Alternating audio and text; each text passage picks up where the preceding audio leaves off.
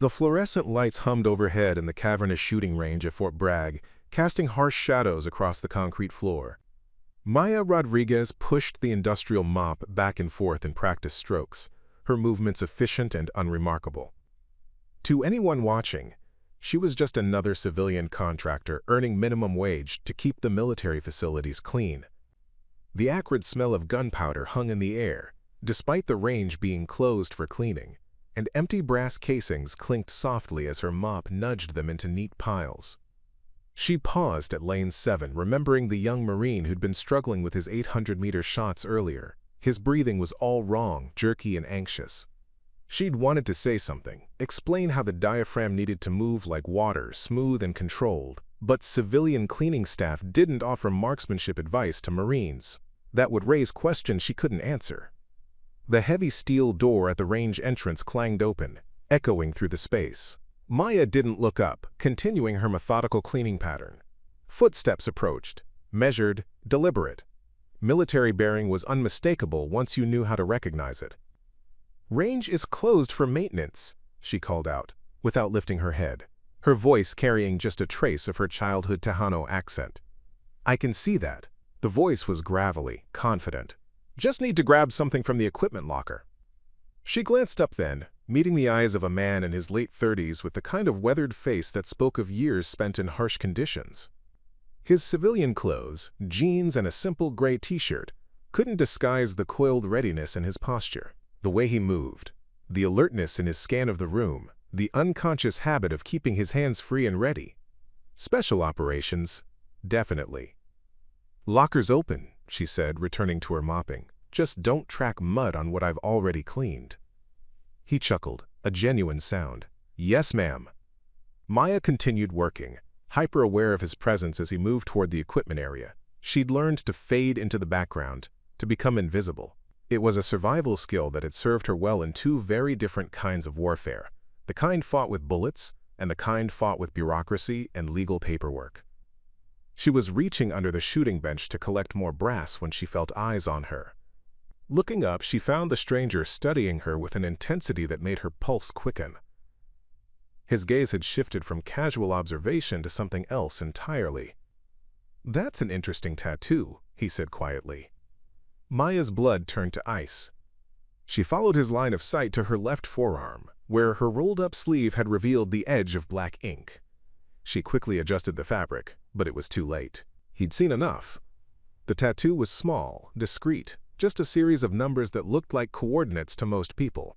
But to someone with the right knowledge, someone who understood the significance of confirmed long-range eliminations, those numbers told a very different story. 4,247 meters, a record that had made her a legend. "Don't know what you're talking about," Maya said, her voice steady despite the adrenaline now coursing through her system. He stepped closer, and she noticed the way he moved. Not threatening, but definitely focused. Most people get tattoos of dates that matter to them, birthdays, anniversaries. But coordinates? That's unusual.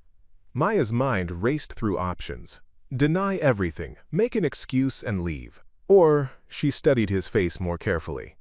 The slight scar through his left eyebrow, the calluses on his trigger finger, the way his eyes automatically tracked the room's exit points. This wasn't just any soldier. "You know," he continued conversationally, "I've heard stories about that particular shot. Took place in Afghanistan 2019. Taliban commander. Holed up in what everyone thought was an impossible position. Official reports say it was weather conditions and equipment that made the shot so remarkable, but people in the community know better." Maya set down the mop, her decision made. If he knew enough to recognize the coordinates, he knew enough to cause her serious problems. Better to control the conversation than let him drive it. "What people in the community?" she asked. "People who've made difficult shots themselves. People who understand that a 4,200-meter kill isn't just about having the right rifle. It's about reading wind patterns at extreme distance, calculating for the Coriolis effect, accounting for atmospheric pressure changes. It's about being completely, utterly calm when the stakes are highest." She crossed her arms, studying him with the same intensity he'd shown her. "And you are?" "Chief Petty Officer Jake Morrison, SEAL Team 6, and unless I'm very much mistaken, you're not really a janitor." The words hung in the air between them, Maya felt the familiar weight of her past pressing against her chest, the careful construct of her new life threatening to crumble. For 3 years, she'd been just Maya Rodriguez, civilian contractor, invisible and unremarkable. Before that, she'd been Corporal M. Rodriguez, United States Army, sniper specialist. And for one perfect, impossible moment in the mountains of Afghanistan, she'd been something else entirely. "I clean floors for a living," she said finally. "That's all." Jake nodded slowly, but his expression said he wasn't buying it. That record shot. The shooter was officially KIA, but there were always rumors. Rumors about what? That the sniper survived, that the Army faked the death to protect someone who'd become too high-value a target. That somewhere, the person who made the impossible shot was living under a new identity. Maya's heart hammered against her ribs. The convoy attack had been real. She still woke up sometimes with the sound of the IED explosion echoing in her ears, but she'd been medevaced out unconscious. And when she'd woken up in a German hospital 3 days later, Captain Sarah Martinez had been sitting beside her bed with an offer that would change everything. "Interesting theory," Maya said, "but theories don't mean much without proof." Jake reached into his back pocket and pulled out a photograph. It was grainy, taken from a distance, but it clearly showed a figure in military fatigues behind a Barrett M82A1 rifle, positioned on a rocky outcropping. The shooter's face wasn't visible, but Maya recognized the terrain. She recognized the exact spot where she'd made the shot that changed everything. "This was taken by a drone about 30 seconds after the elimination," Jake said. "The Army classified it immediately, but some of us keep track of things like this." Professional interest. Maya stared at the photograph, memories flooding back. The weight of the rifle, the way the wind had shifted just as she'd been about to fire, forcing her to wait another 20 minutes for the perfect moment. The satisfaction of seeing the target drop through her scope, knowing she'd just saved the lives of an entire platoon pinned down in the valley below. "Why are you showing me this?" "Because I think you might be exactly what we're looking for." Before Maya could ask what he meant, Jake's phone buzzed. He glanced at it, and his expression darkened. "What is it?" Maya found herself asking, despite every instinct telling her to stay uninvolved. "Remember how I said I was SEAL Team 6? We've got a situation developing. High-value target, extreme range requirement, and our usual sniper is down with a broken collarbone." He looked at her directly. "I need someone who can make impossible shots." Maya felt the familiar pull of purpose, the thing she'd been missing for 3 years while pushing mops and emptying trash cans. But she also felt the fear of exposure, of losing the quiet life she'd built, of stepping back into a world where people tried to kill you for doing your job too well. "I told you I'm just Maya Rodriguez, Army sniper, 3 Afghanistan deployments." Jake's voice was matter-of-fact, not threatening. "Officially died in a convoy attack in Kandahar province, May 15, 2019. Unofficially, you've been working as a civilian contractor at various military installations under a new identity provided by Army intelligence." Maya's hand instinctively moved toward the small of her back, where she used to carry a sidearm. The muscle memory was still there, even after 3 years of forced retirement. "How long have you known?" "About 10 minutes. I took your picture when I first walked in and ran it through some facial recognition software we're not supposed to have." He showed her his phone screen, where her face was highlighted in a green box, next to a military ID photo from 2018.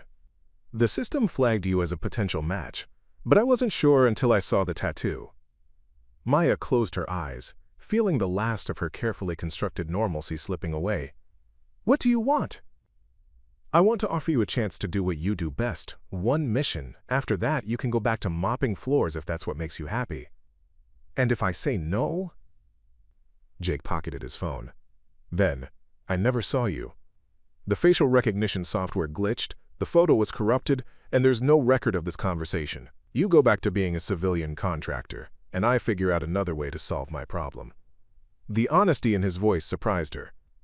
Maya had expected threats, leverage, the kind of pressure the military typically applied when they wanted something.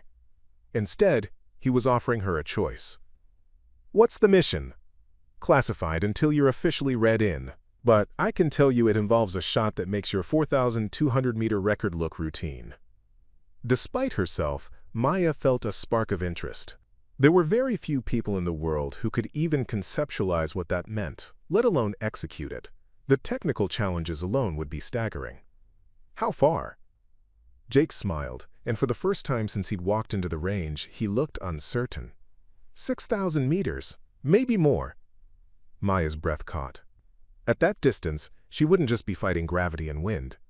She'd be dealing with the curvature of the Earth itself, atmospheric conditions that could change dramatically between shooter and target, and timing issues that would require split-second precision across nearly 4 miles of space. "That's not a sniper shot," she said. "That's artillery work. It's never been done before, but if anyone could figure out how—" He gestured toward her concealed tattoo.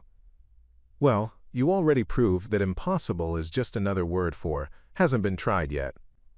Before we dive deeper into this incredible story, I want to take a moment to thank you for watching.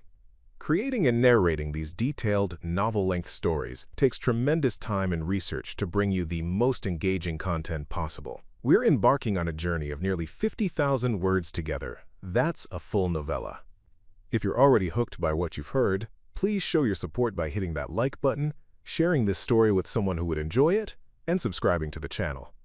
Don't forget to ring the notification bell so you never miss our latest stories. This is going to be an epic adventure, so get comfortable, and let's continue with this remarkable tale. Maya looked around the empty shooting range, at the mop bucket and the scattered brass casings, at the mundane reality of her carefully constructed life. Then she looked back at Jake Morrison, who was offering her a chance to step back into the world she'd been forced to leave behind. "Tell me about the target." 2 hours later, Maya found herself in a nondescript office building 20 minutes off base, following Jake through a maze of corridors that looked like they belonged to an insurance company. The only hint of the building's true purpose was the subtle security measures: card readers at every door, cameras that tracked their movement with mechanical precision, and the kind of reinforced construction that suggested the walls could stop more than just sound. "Coffee?" Jake asked as they entered a small conference room. "It's actually decent here, not the usual military sludge." "Black," Maya replied, settling into a chair that faced the door. "Old habits." While Jake busied himself with a coffee machine that looked expensive enough to fund a small military operation, Maya examined the room more carefully. Whiteboards covered one wall, currently blank but showing the faint ghost marks of recently erased diagrams. A large monitor dominated the opposite wall, dark but ready for use. No windows, multiple exit points, and the kind of soundproofing that meant conversations here stayed here. "So," she said as Jake handed her a steaming mug, "this isn't exactly standard SEAL Team 6 facilities." "You're right, this is a joint task force facility. Navy, Army, CIA, and a few other acronyms that don't officially exist." Jake took the seat across from her, deliberately keeping his hands visible and relaxed. "We handle the operations that fall between the cracks of normal command structures. Black Ops. Gray Ops, technically. We operate in the spaces where traditional military action isn't feasible, but intelligence gathering isn't sufficient." He sipped his coffee, studying her over the rim. "Maya, and I'm going to call you Maya because I don't know your current operational name. How much do you know about the current situation in the South China Sea?" Maya considered her answer carefully. Even cleaning military facilities, she picked up information. Conversations overheard, briefing documents left on desks. The general tension that had been building among the personnel over the past 6 months. Enough to know that everyone's nervous about something. China's been building artificial islands in disputed waters, militarizing them faster than anyone expected. Last month, they installed what appears to be a new type of radar system on Fiery Cross Reef. It's sophisticated enough to track stealth aircraft, potentially neutralizing our tactical advantage in the region. Jake activated the wall monitor with a remote, and satellite imagery filled the screen. Maya leaned forward, automatically analyzing the terrain with a sniper's eye. The island was roughly kidney-shaped, maybe 2 kilometers at its widest point, with obvious defensive positions and what looked like underground facilities.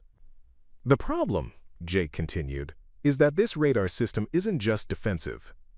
Intelligence suggests it's linked to a new generation of hypersonic missiles that could threaten our allies in the region: Taiwan, Japan, South Korea. If those missiles become operational, the balance of power in the Pacific shifts dramatically. Preparing and narrating this type of story took us long efforts and hard work. So if you are enjoying the story, please consider subscribing to our channel. So take it out: Tomahawk cruise missile, stealth bomber, submarine-launched torpedo. The Navy has plenty of options, all of which would be considered acts of war against a nuclear power. Jake clicked to the next image, showing the radar installation in detail.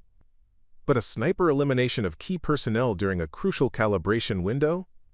That could be written off as an accident, equipment failure, any number of things that don't escalate into World War III. Maya studied the tactical situation.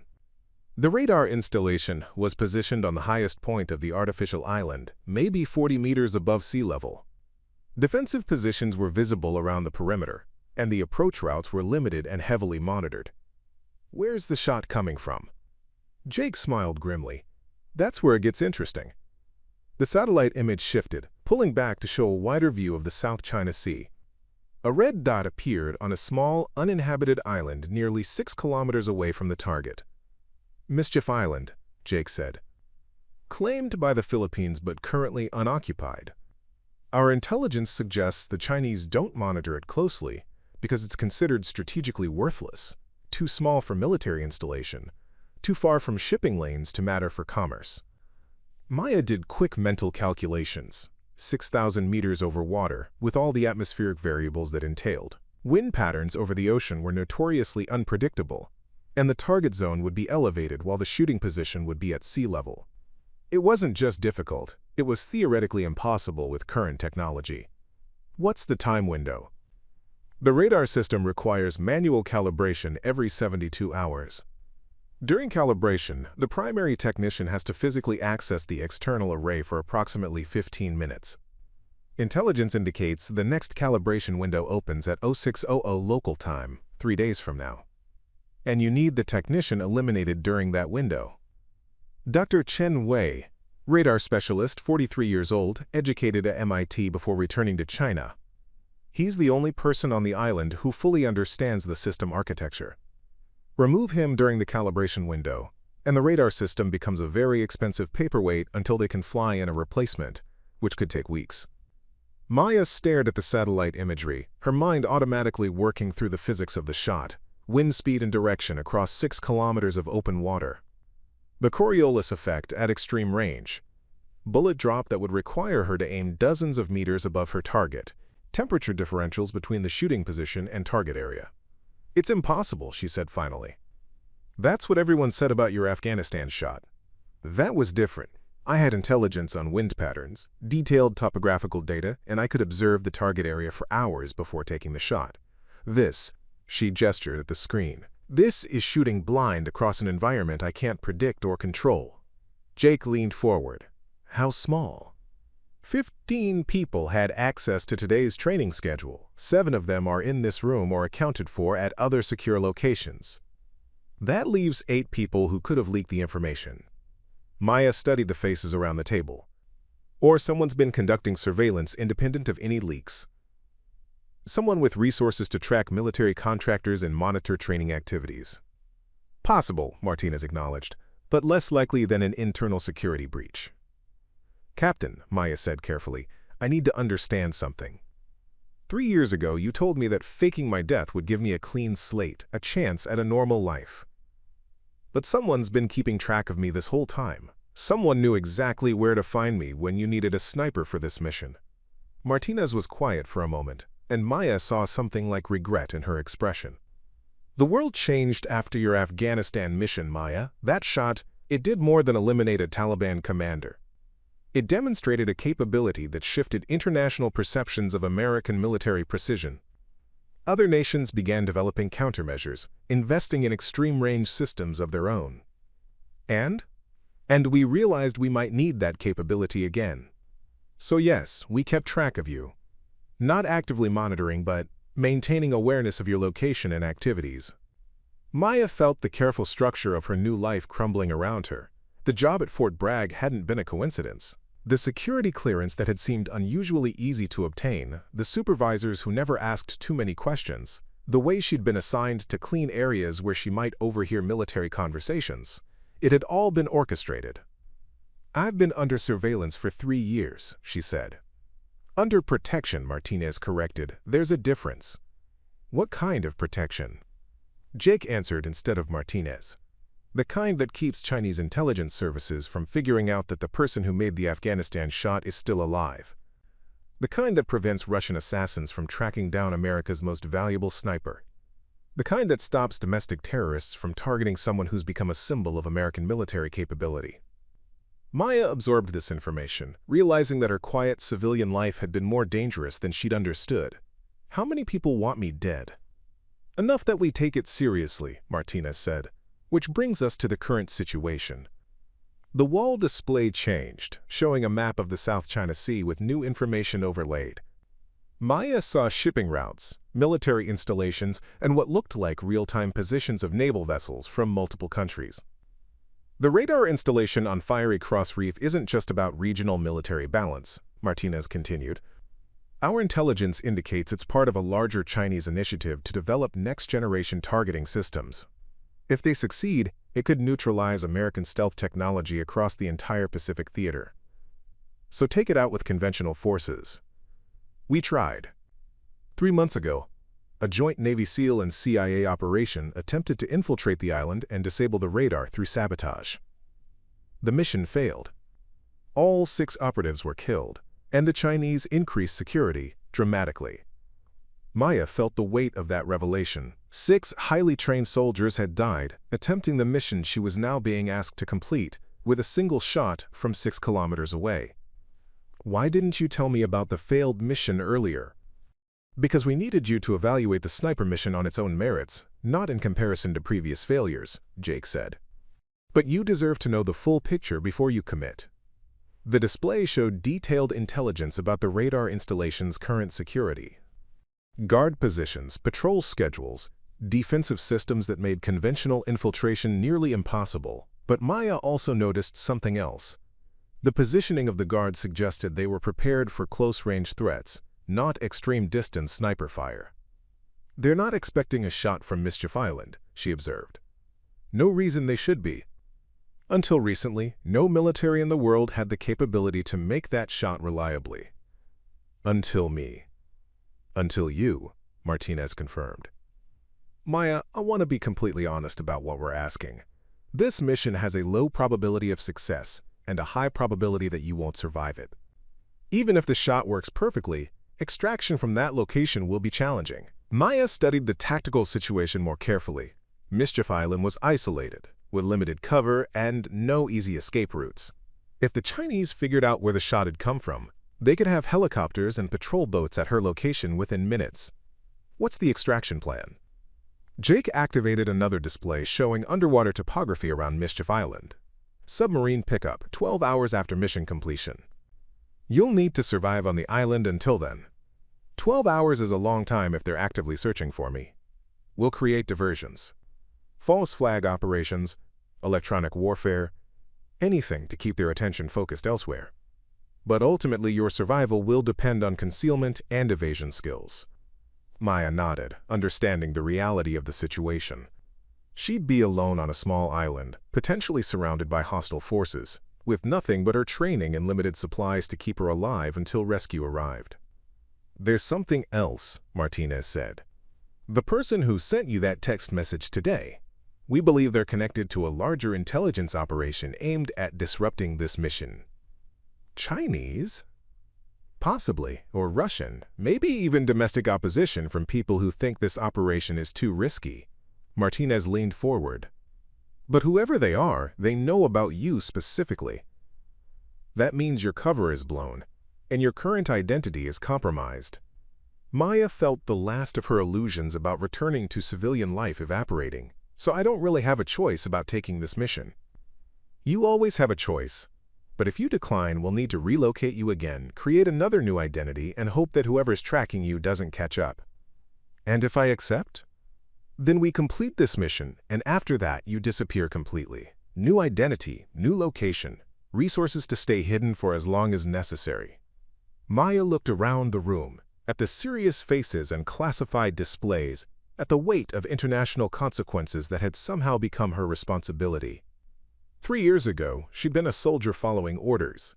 Now she was being asked to make decisions that could affect the balance of power between superpowers. I need to see the complete mission profile. Everything: intelligence reports, contingency plans, rules of engagement, extraction protocols. If I'm going to do this, I want to understand every detail. Martinez nodded. Done. But Maya, once you read those files, you're committed. The intelligence is too sensitive to share with someone who might walk away. I understand. Jake stood up. I'll get the files prepared. How long do you need to review everything? Maya checked her watch. It was nearly midnight, and the mission transport was scheduled to leave in 16 hours. 6 hours. I want to understand the intelligence, test the weapon system one more time, and get some sleep before transport. We can give you 4 hours for review, 1 hour for final weapons check, and an hour for rest, Martinez said. The timeline is tight, but it's what we have. As Maya prepared to leave the conference room, Martinez called her name. Yes, ma'am? For what it's worth, I'm sorry about the deception. You deserved a genuine civilian life after everything you sacrificed in Afghanistan. But sometimes the world doesn't give us the luxury of retirement. Maya nodded, appreciating the honesty. Captain, can I ask you something? Of course. That shot in Afghanistan, was it worth it? Did eliminating that Taliban commander actually make a difference? Or was it just another tactical victory in a war we were always going to lose? Martinez was quiet for a long moment. That Taliban commander was coordinating attacks against 3 different coalition bases. Our intelligence estimates that your shot saved at least 200 lives over the following months. Was the war worth it? That's above my pay grade. But that shot, that moment, yes, it was worth it. Maya left the conference room with Martinez's words echoing in her mind. She'd spent 3 years trying to forget the weight of that trigger pull. The moment when her decision to fire had changed everything. Now she was being asked to make another shot that could change everything again.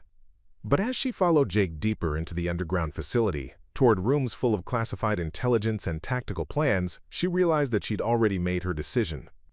Not because she didn't have a choice, but because this was who she was. Some people were born to heal, others to build, others to lead. Maya Rodriguez had been born to make impossible shots when everything depended on it. The intelligence briefing room was smaller than Maya had expected, designed for intensive work rather than large meetings. 3 walls were covered with monitors showing different aspects of the mission: satellite imagery, personnel files, tactical schematics, and real-time intelligence feeds from the South China Sea. Jake had left her alone with the files, understanding that she needed space to process the massive amount of information. Maya started with the personnel profiles, wanting to understand everyone who would be on Fiery Cross Reef during the mission window. Dr. Chen Wei's file was extensive. Born in Beijing, educated at Tsinghua University before coming to MIT for graduate work in advanced radar systems. Brilliant, by all accounts, but also a family man with 2 teenage daughters and elderly parents. His wife was a professor of literature at Beijing University. Maya studied his photograph, a man who looked more like a professor than a military target, which was exactly what he was. The other personnel on the island were a mix of military guards, technicians, and support staff. Maya memorized faces, names, and behavioral patterns. The base commander, Colonel Zhang, was a career military officer with experience in Tibet and Xinjiang, not someone who would panic under pressure. The senior radar technician, Lieutenant Yang, was young but competent, potentially capable of taking over Chen's duties if given enough time. Most concerning was the presence of Major Shen, a special forces officer whose file suggested expertise in counter-sniper operations. His inclusion on the island wasn't explained in the intelligence reports, but Maya could guess. Someone in Chinese intelligence had considered the possibility of a long-range assassination attempt. Next, she reviewed the tactical intelligence about the island itself. Fiery Cross Reef had been transformed from a natural coral formation into a heavily fortified military installation. The artificial island was approximately 2 kilometers long and 1 kilometer wide, with a runway capable of handling military transport aircraft.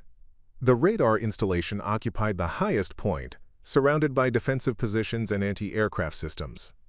What worried Maya most was the detection capability. The radar system they were trying to destroy was sophisticated enough to track incoming missiles and aircraft, but the intelligence reports didn't address whether it could detect high-velocity rifle rounds at extreme range. A .50 BMG bullet would have a significant radar signature, especially during the terminal phase of its flight. The meteorological data was both encouraging and terrifying. Weather patterns in the South China Sea were relatively predictable during the current season, with consistent wind patterns and stable atmospheric pressure. But relatively predictable at 6 kilometers meant variations that could still push her shot meters off target. Maya studied the ballistic calculations in detail. The custom rifle and ammunition were theoretically capable of the shot, but the margin for error was impossibly small. Wind changes of just 3 miles per hour could cause a miss.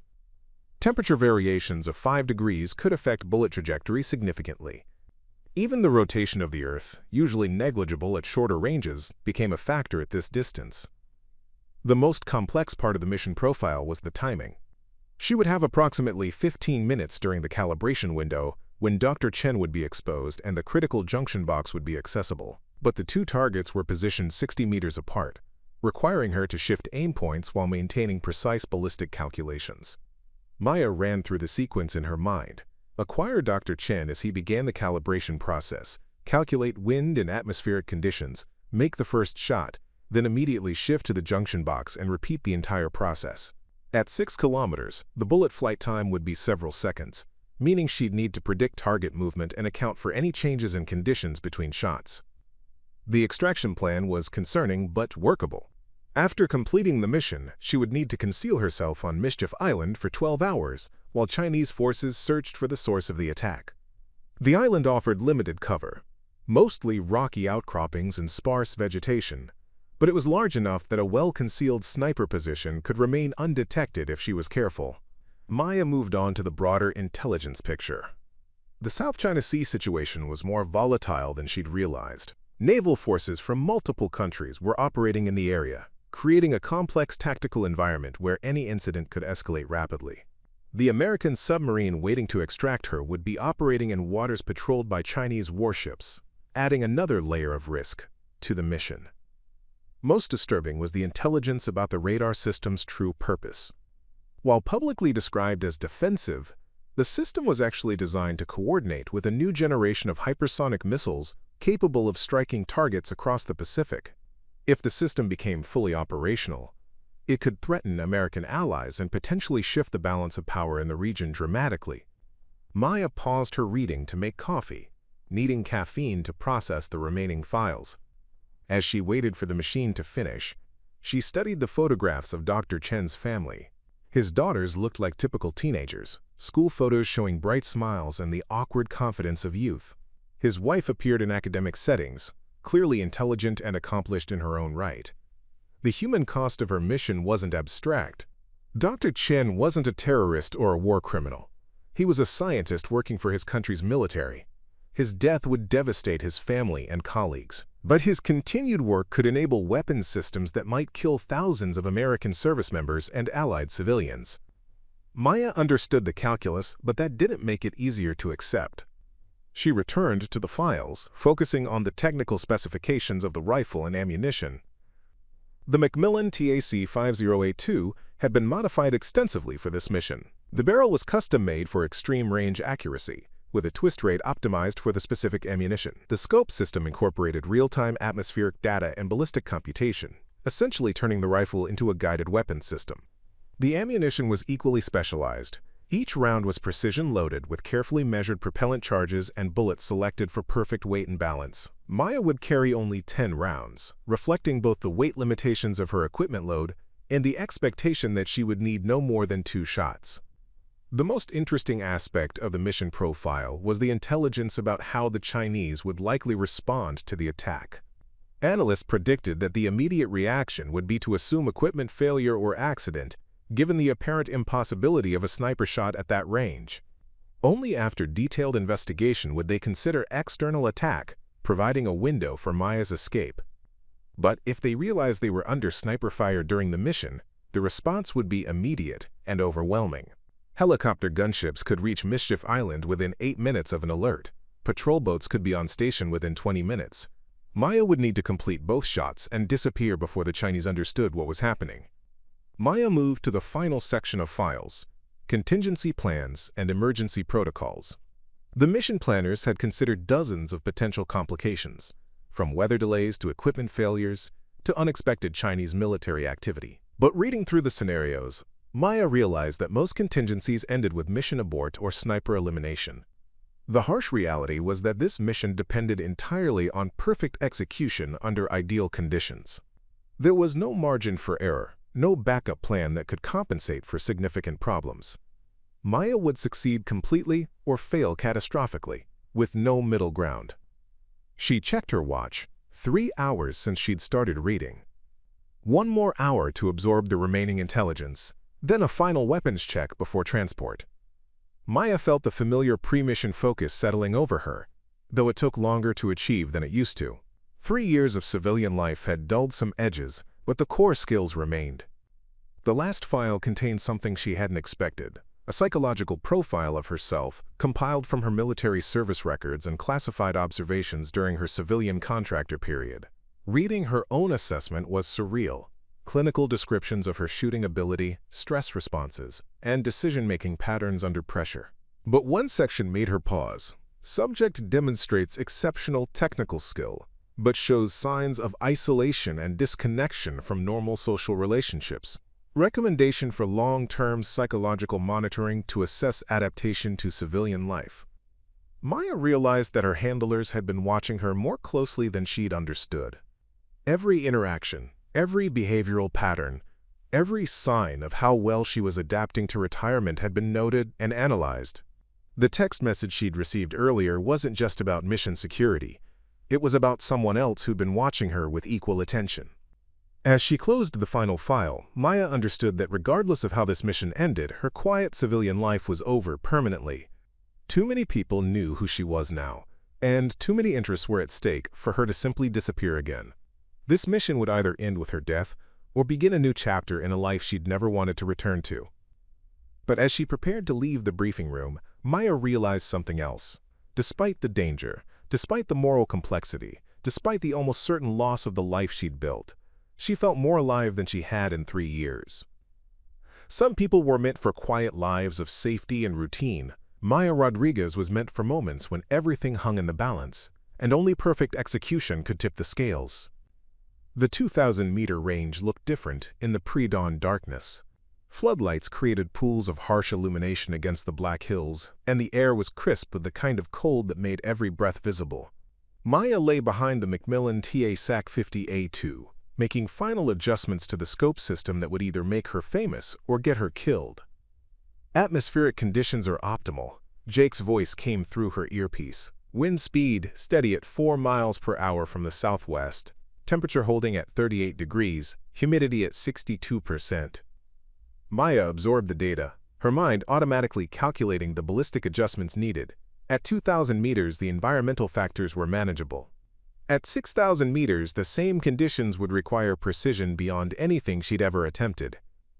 "Target acquired," she murmured, centering the crosshairs on a silhouette that had been positioned to match Dr. Chen's height and build. Through the advanced scope, she could see the target clearly despite the distance and darkness. This would be her final test shot before transport to the mission area. Everything after this would be operational, with no room for practice or correction. Maya controlled her breathing, finding the stillness between heartbeats where her body became a stable shooting platform. The trigger broke cleanly, and the rifle's recoil was absorbed by her stance and the weapon's custom design. Even through ear protection, the sound was impressive, a sharp crack that echoed off the surrounding hills and faded into silence. "Hit center mass," Jake confirmed. "Excellent shot." Maya rolled away from the rifle, working the stiffness out of her shoulders. The weapon was accurate and well-designed, but the physical demands of extreme-range shooting were significant. During the actual mission, she'd need to maintain perfect form while dealing with stress, limited time, and the knowledge that thousands of lives hung in the balance. "How's the scope system performing?" Jake asked as he approached her position. "Better than I expected. The real-time atmospheric data integration is smooth, and the ballistic computation seems accurate." Maya gestured toward the target downrange. "But this is still only 2,000 meters. Everything becomes exponentially more complex at mission range." Jake handed her a tablet showing weather predictions for the target area. Latest meteorological data from the South China Sea. Conditions look favorable for the mission window. Maya studied the forecasts, noting the wind patterns and atmospheric pressure trends. The data was encouraging, stable conditions with predictable variations. But she'd learned to be skeptical of weather predictions, especially when her life depended on their accuracy. What's the backup plan if conditions change? The mission window can be delayed by up to 6 hours if necessary. Beyond that, we abort and wait for the next calibration cycle. When's the next cycle? 72 hours later, but intelligence suggests the Chinese may change their procedures after this calibration, making future opportunities unlikely. Maya nodded, understanding the pressure. This mission had one realistic chance for success, and everything hinged on her ability to make 2 impossible shots under perfect conditions. Time to go, Jake said, checking his watch. Transport leaves in 30 minutes. As they packed the rifle and equipment, Maya felt the familiar pre-mission tension building. Part excitement, part terror, part anticipation of the unknown challenges ahead. It was a feeling she'd experienced before every major operation, but never with stakes this high. The transport turned out to be a civilian cargo plane, modified for covert operations but maintained to look like a standard commercial aircraft. Maya's cover identity as Dr. Maria Santos, marine biologist, was supported by research equipment and academic credentials that would pass casual inspection. During the flight, Maya reviewed the mission profile one final time. The timeline was precise. Insertion on Mischief Island 18 hours before the mission window. Time to establish a concealed position and confirm ballistic calculations. Then the 15-minute window when everything would be decided. But as the plane flew through the night toward the South China Sea, Maya found herself thinking about the message she'd received earlier. Someone had been watching her with enough sophistication to track her activities in real time. That level of surveillance suggested resources and motivation beyond casual intelligence gathering. "Jake," she said during a quiet moment in the flight. "That text message, have you figured out who sent it?" Jake's expression darkened. "Still working on it, but we've identified some concerning patterns in the intelligence traffic around this mission." "What kind of patterns?" "Information that should have been compartmentalized, showing up in places it shouldn't. Communication intercepts suggesting that unfriendly parties might know more about our plans than we'd like." Maya felt a chill that had nothing to do with the aircraft's air conditioning. "Are you saying the mission is compromised?" "I'm saying we're proceeding with enhanced caution and prepared contingencies." Jake leaned closer, lowering his voice. "Maya, if something goes wrong during the mission, if you encounter unexpected resistance, or if the situation develops in ways we haven't anticipated, your priority is survival and extraction, not mission completion." That contradicts everything in the mission briefing. The mission briefing reflects official priorities. I'm giving you unofficial guidance based on my assessment of the risks. Maya studied Jake's face, recognizing the expression of someone who suspected more than he could prove. "What aren't you telling me?" "Nothing concrete. Just a feeling that there are players in this game who haven't revealed themselves yet." Before Maya could respond, the aircraft's intercom crackled to life. "Dr. Santos, we're beginning our descent to your research area. Please prepare for arrival." Maya looked out the window at the dark expanse of the South China Sea below. Somewhere in that darkness was Fiery Cross Reef, where Dr. Chen Wei was probably sleeping peacefully, unaware that his next workday would be his last. Somewhere else was Mischief Island, where Maya would spend the next day preparing for the most challenging shot of her career. And somewhere in the network of intelligence agencies, military commands, and political interests that had arranged this mission, someone was playing a game whose rules Maya didn't fully understand. We're deep into this incredible story now, and I hope you're as captivated as I am by these unfolding events. The amount of effort that goes into researching, writing, and narrating these novel-length stories is immense. We're talking about creating content equivalent to a published book, but it's worth it to bring you stories that truly engage and transport you to another world. If you're enjoying this journey so far, please take a second to like this video and share it with friends who appreciate great storytelling. Your support means everything and helps us continue creating these detailed, epic narratives. We still have so much more to discover together, so let's see how this situation unfolds. As the plane descended toward the coordinates where a small boat would collect her for the final approach to Mischief Island, Maya checked her equipment one last time. The rifle was secure in its custom case, the ammunition was properly stored, and her survival gear was organized for quick access. But most importantly, her mind was focused on the mission ahead. Whatever games were being played in the shadows, whatever intelligence complications were developing, whatever risks Jake suspected but couldn't articulate, none of that mattered once she was in position with the rifle. All that would matter then was wind speed, atmospheric pressure, bullet trajectory, and the steady pressure of her finger on the trigger. Maya Rodriguez had made impossible shots before. Tomorrow, she would find out if she could do it again, when the entire balance of power in the Pacific Ocean hung in the balance. The inflatable boat cut through the pre-dawn swells of the South China Sea with barely a sound, its electric motor designed for stealth operations in contested waters. Maya crouched in the bow, watching Mischief Island emerge from the darkness like a sleeping giant. The island was larger than she'd expected from the satellite imagery. Perhaps 800 meters long and 400 meters wide, with rocky cliffs rising 30 meters above the waterline. "That's your home for the next day," said the boat operator, a Navy SEAL whose name Maya hadn't been given. "Drop point is on the eastern shore, where the rocks provide natural concealment for the boat." Maya studied the island's profile through night vision binoculars. The terrain was exactly what she'd hoped for. Rugged enough to provide multiple concealment options, elevated enough to give her a clear line of sight to Fiery Cross Reef, but sparse enough that she could move quickly if extraction became complicated. "Weather forecast is holding steady," the SEAL continued. "Light winds, clear skies, visibility unlimited, perfect conditions for your work." Maya nodded, though she knew that perfect conditions was a relative term when attempting a 6,000-meter shot. Even minor atmospheric variations could spell the difference between mission success and catastrophic failure. The boat reached the rocky shore without incident, and Maya transferred her equipment quickly. The rifle case was waterproof and designed for rough handling, but she treated it with the care of someone who understood that her life might depend on its contents. "Pickup is at 1800 tomorrow at these same coordinates," the SEAL said as Maya shouldered her pack. "If you miss the window, backup extraction is 1800 the following day, same location." "Understood."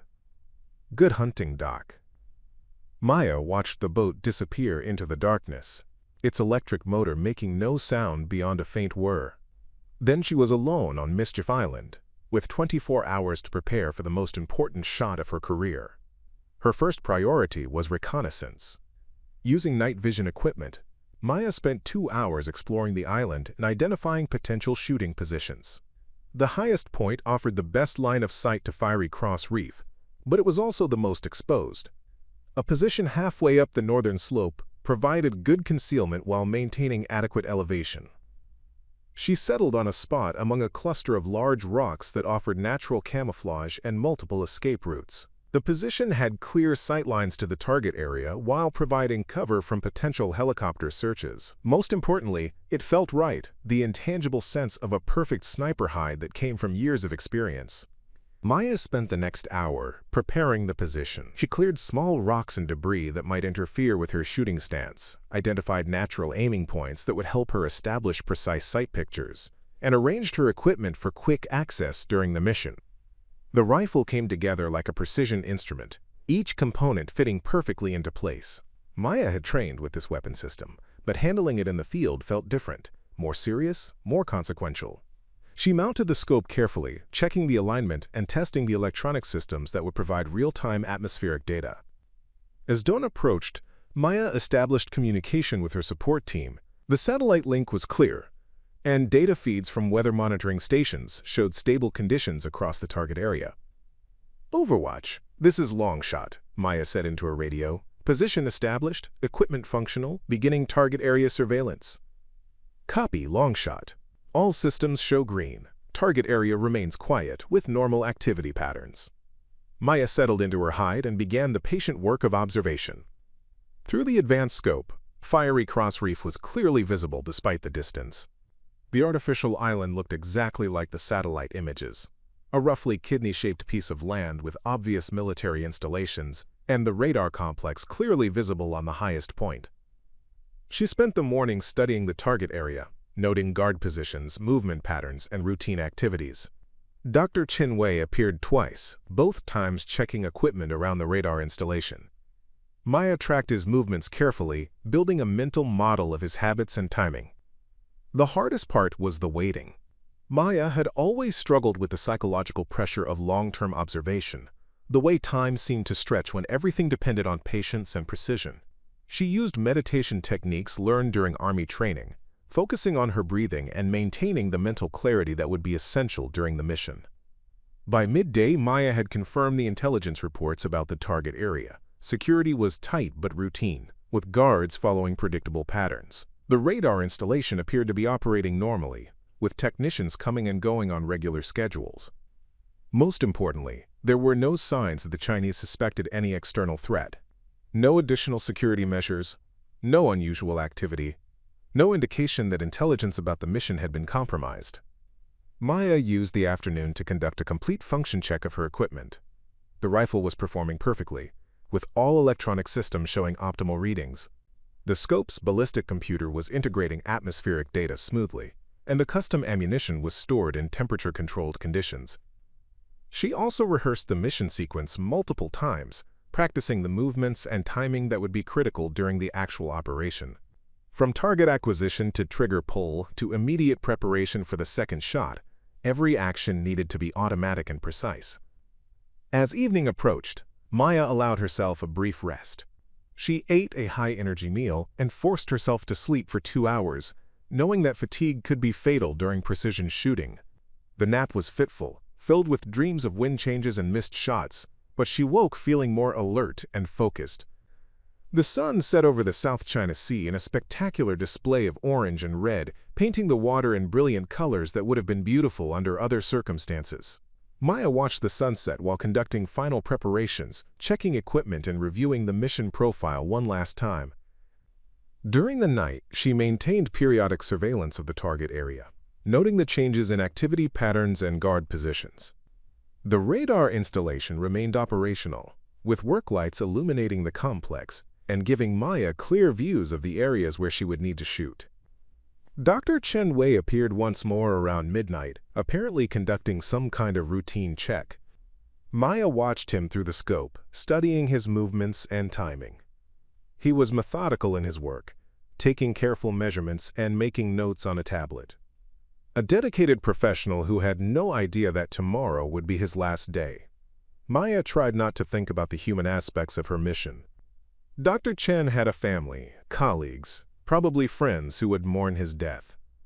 But he was also a critical component of a weapons system that could threaten millions of lives. The moral calculus was clear, even if it wasn't easy.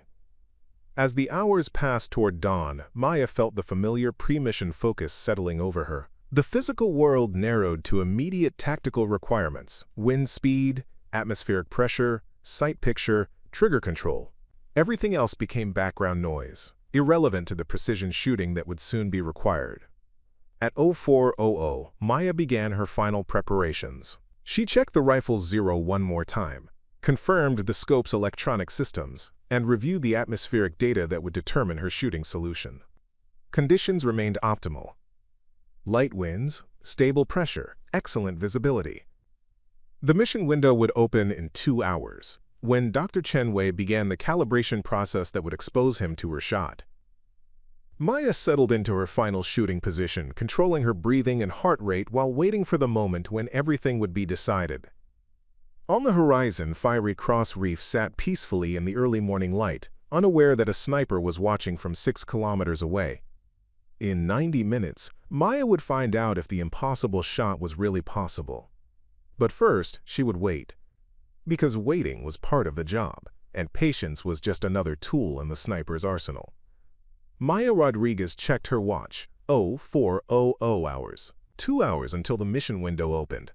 2 hours until she would attempt a shot that would either change the balance of power in the Pacific or end her life in failure. She was ready.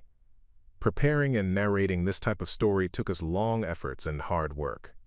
So if you are enjoying this story, please consider subscribing to our channel. At 05:45, 15 minutes before the mission window opened, Maya began her final preparations. The morning air was crisp and still, with visibility extending to the horizon under clear skies. Through her scope, Fiery Cross Reef looked peaceful in the early dawn light, showing no signs of the momentous events about to unfold. Overwatch, "This is Longshot," Maya whispered into her radio. "Beginning final sequence." "Copy, Longshot. Target area shows normal activity. Weather conditions remain optimal. Wind speed steady at 3 miles per hour from the southwest." Maya adjusted her scope settings one final time, ensuring that the ballistic computer was receiving real-time atmospheric data. The sophisticated system was calculating bullet trajectory, accounting for wind drift, gravity drop, and even the Coriolis effect that would deflect her shot at this extreme range. She had loaded the rifle with the first of her 2 critical rounds, custom-made .50 BMG ammunition designed specifically for extreme range precision. The bullet weighed 750 grains and was perfectly balanced for ballistic efficiency. Maya's life and the mission's success depended on this single piece of metal and copper. At 0555, movement appeared around the radar installation. Maya tracked several figures through her scope as technicians began preparing for the calibration process.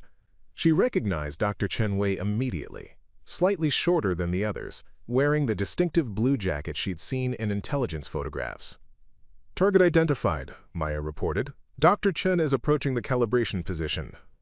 Confirmed. Intelligence indicates calibration sequence begins at 0600 sharp. Maya settled into her final shooting position, feeling the rifle's weight distribute evenly across her body. The stock was firmly seated against her shoulder, her grip was consistent and relaxed, and her breathing was controlled and steady. After years of training and 3 years of civilian life, everything came down to the next few minutes. At exactly 0600, Dr. Chen Wei emerged from the radar facility and approached the external array where calibration work would be performed. Maya tracked him through the scope, noting his deliberate, methodical movements. He was carrying a tablet computer and what looked like specialized testing equipment. "Target is in position," Maya whispered, beginning ballistic calculation.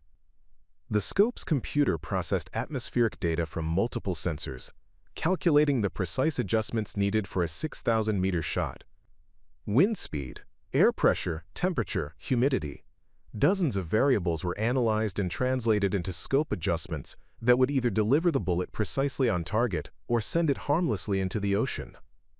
Maya made minute adjustments to her aim point, compensating for the ballistic computer's calculations. At this range, she would need to aim several meters above and to the left of her actual target, trusting physics and technology to guide the bullet to its intended destination. Dr. Chen Wei had begun his work, kneeling beside a large electronic component and connecting testing cables. Maya could see him clearly through the scope, a man focused on his job, unaware that death was watching him from across 6 kilometers of open water. "Range to target, 6,247 meters, Maya reported. "Ballistic solution calculated, atmospheric conditions stable." "Copy, Longshot. You are authorized to engage." Maya controlled her breathing, finding the natural pause between heartbeats where her body was completely still. The crosshairs settled on the calculated aim point, several meters above Dr. Chen's position to account for bullet drop over the extreme distance. Time seemed to slow as Maya entered the zone that all expert snipers knew, a state of absolute focus where the entire world narrowed to the relationship between shooter, rifle, and target. Her finger found the trigger's first stage, taking up the slack with practiced precision. Dr. Chen Wei stood up from his calibration work, checking something on his tablet. Maya tracked his movements smoothly, maintaining her sight picture while waiting for him to return to a stationary position. At 6,000 meters, even small movements could result in a miss measured in tens of meters. "Wind holding steady," came the voice in her earpiece. "Atmospheric pressure stable." Maya felt the familiar stillness settle over her, the moment when everything else ceased to exist except the shot. Her breathing was controlled and even, her heartbeat steady and predictable. The rifle was perfectly stable against the rock formation that served as her shooting rest. Dr. Chen Wei knelt again beside the radar component, returning to his calibration work. Maya centered the crosshairs on her calculated aim point and began the final trigger sequence. At this range, the bullet would take nearly 6 seconds to reach the target, an eternity in tactical terms, but she had planned for target movement and timing. The trigger broke with glass-smooth precision, and the rifle's recoil drove back against Maya's shoulder. Even through her ear protection, the sound was tremendous, a sharp crack that echoed off the rocks and faded across the water. Maya stayed on target through the recoil, watching through the scope for impact. 6 seconds felt like 6 hours. Maya counted the bullet's flight time while tracking any changes in atmospheric conditions that might affect its trajectory. Wind speed remained steady, no sudden gusts or pressure changes that could push the shot off target.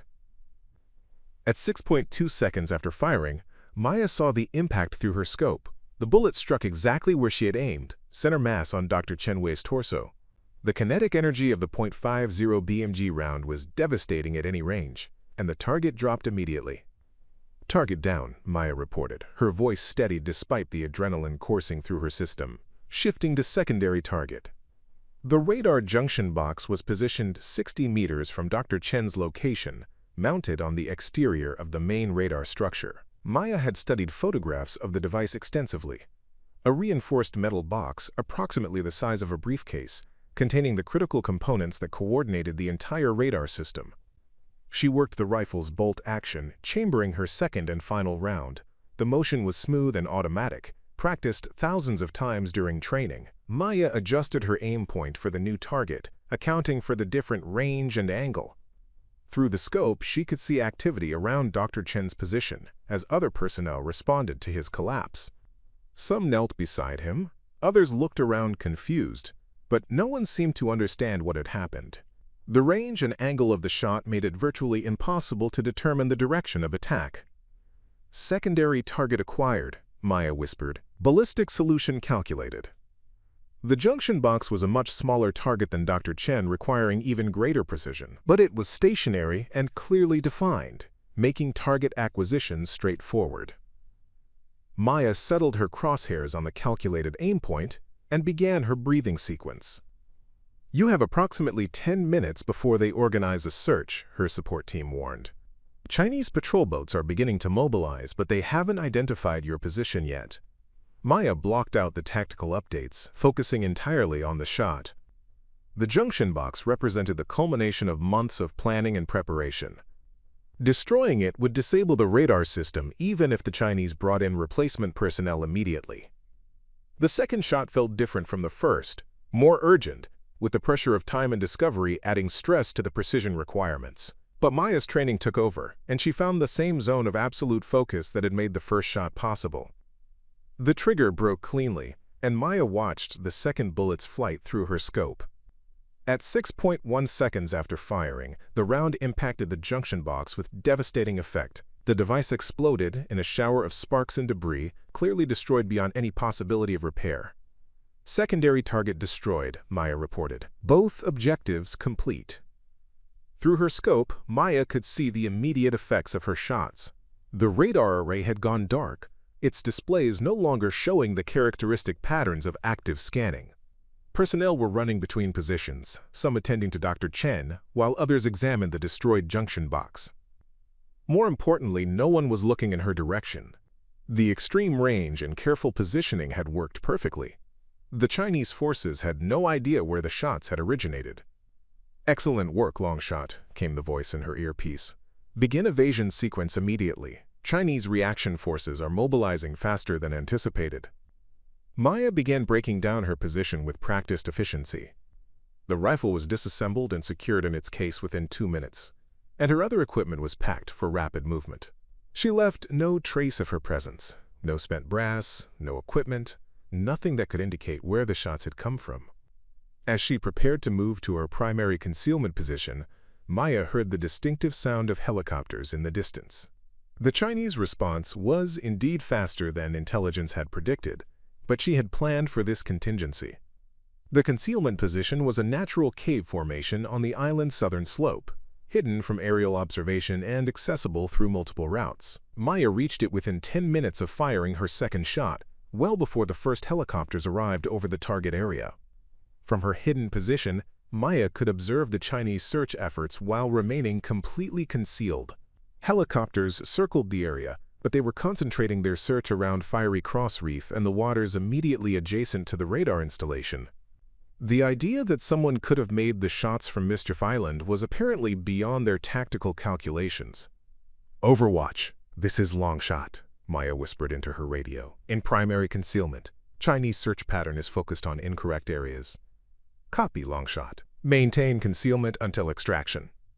Chinese forces are deploying to multiple islands, but Mischief Island is low priority in their search pattern. Maya settled into her hide for the long wait until extraction. 12 hours until the submarine pickup. 12 hours of remaining invisible while Chinese forces searched for a sniper who had made an impossible shot. But as she monitored the radio traffic and watched the search efforts through her binoculars, Maya felt a satisfaction she hadn't experienced in 3 years. The mission was complete, both objectives achieved with precision that would have seemed impossible to anyone who hadn't made similar shots before.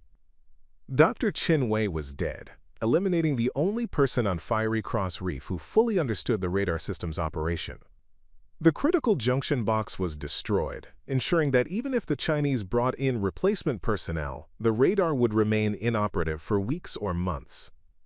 Most importantly, the shots had been executed without revealing their source. As far as the Chinese knew, they had suffered equipment failure and a tragic accident. There was no evidence of external attack, no indication that American forces had been involved. Maya checked her watch, 0615 hours. The entire engagement had lasted less than 15 minutes, but it had potentially shifted the balance of power in the South China Sea for months to come. Now all she had to do was survive the next 12 hours without being discovered. Maya Rodriguez settled deeper into her concealment, listening to the helicopters circling in the distance and watching patrol boats crisscross the waters around Fiery Cross Reef. The impossible shot had been made, the mission was complete, and she was still alive. For the first time since she'd been recruited for this operation, Maya allowed herself to believe that she might actually make it home. 3 hours after the shots, Maya's confidence began to erode. The Chinese search pattern had evolved from the random confusion she'd initially observed to something more systematic and concerning. Through her binoculars, she watched patrol boats establishing a grid search of the surrounding waters, while helicopters expanded their coverage to include islands that had been ignored during the initial response. "Overwatch, this is Longshot," Maya whispered into her radio. "Chinese search pattern is becoming more organized. They're expanding coverage to secondary islands." Their response came back with concerning static interference. Copy, shot, maintain, until... Maya adjusted her radio, trying to clear the communication problems. "Overwatch, you're breaking up. Please repeat." Nothing but static. Either atmospheric conditions were interfering with satellite communications, or something was actively jamming her radio signals. Neither possibility was encouraging. Maya tried different frequencies and communication protocols, but the interference remained consistent across all channels. She was effectively cut off from her support team, alone on Mischief Island, with Chinese forces systematically expanding their search efforts. Through her binoculars, Maya could see a patrol boat approaching the waters around Mischief Island. The vessel was still several kilometers away, but its course suggested it would reach the island within 30 minutes. If the boat carried search teams, Maya's concealment position might not remain secure. She made a tactical decision to relocate to her secondary hide, a position on the island's western slope that offered better concealment from maritime approaches. The movement was risky. Any motion could be detected by aerial surveillance, but staying in a compromised position was worse. Maya moved carefully through the rocky terrain, using natural cover to mask her progress. The secondary position was less comfortable than her primary hide, but it offered multiple escape routes and better protection from observation. She settled into the new location just as the patrol boat reached Mischief Island's waters.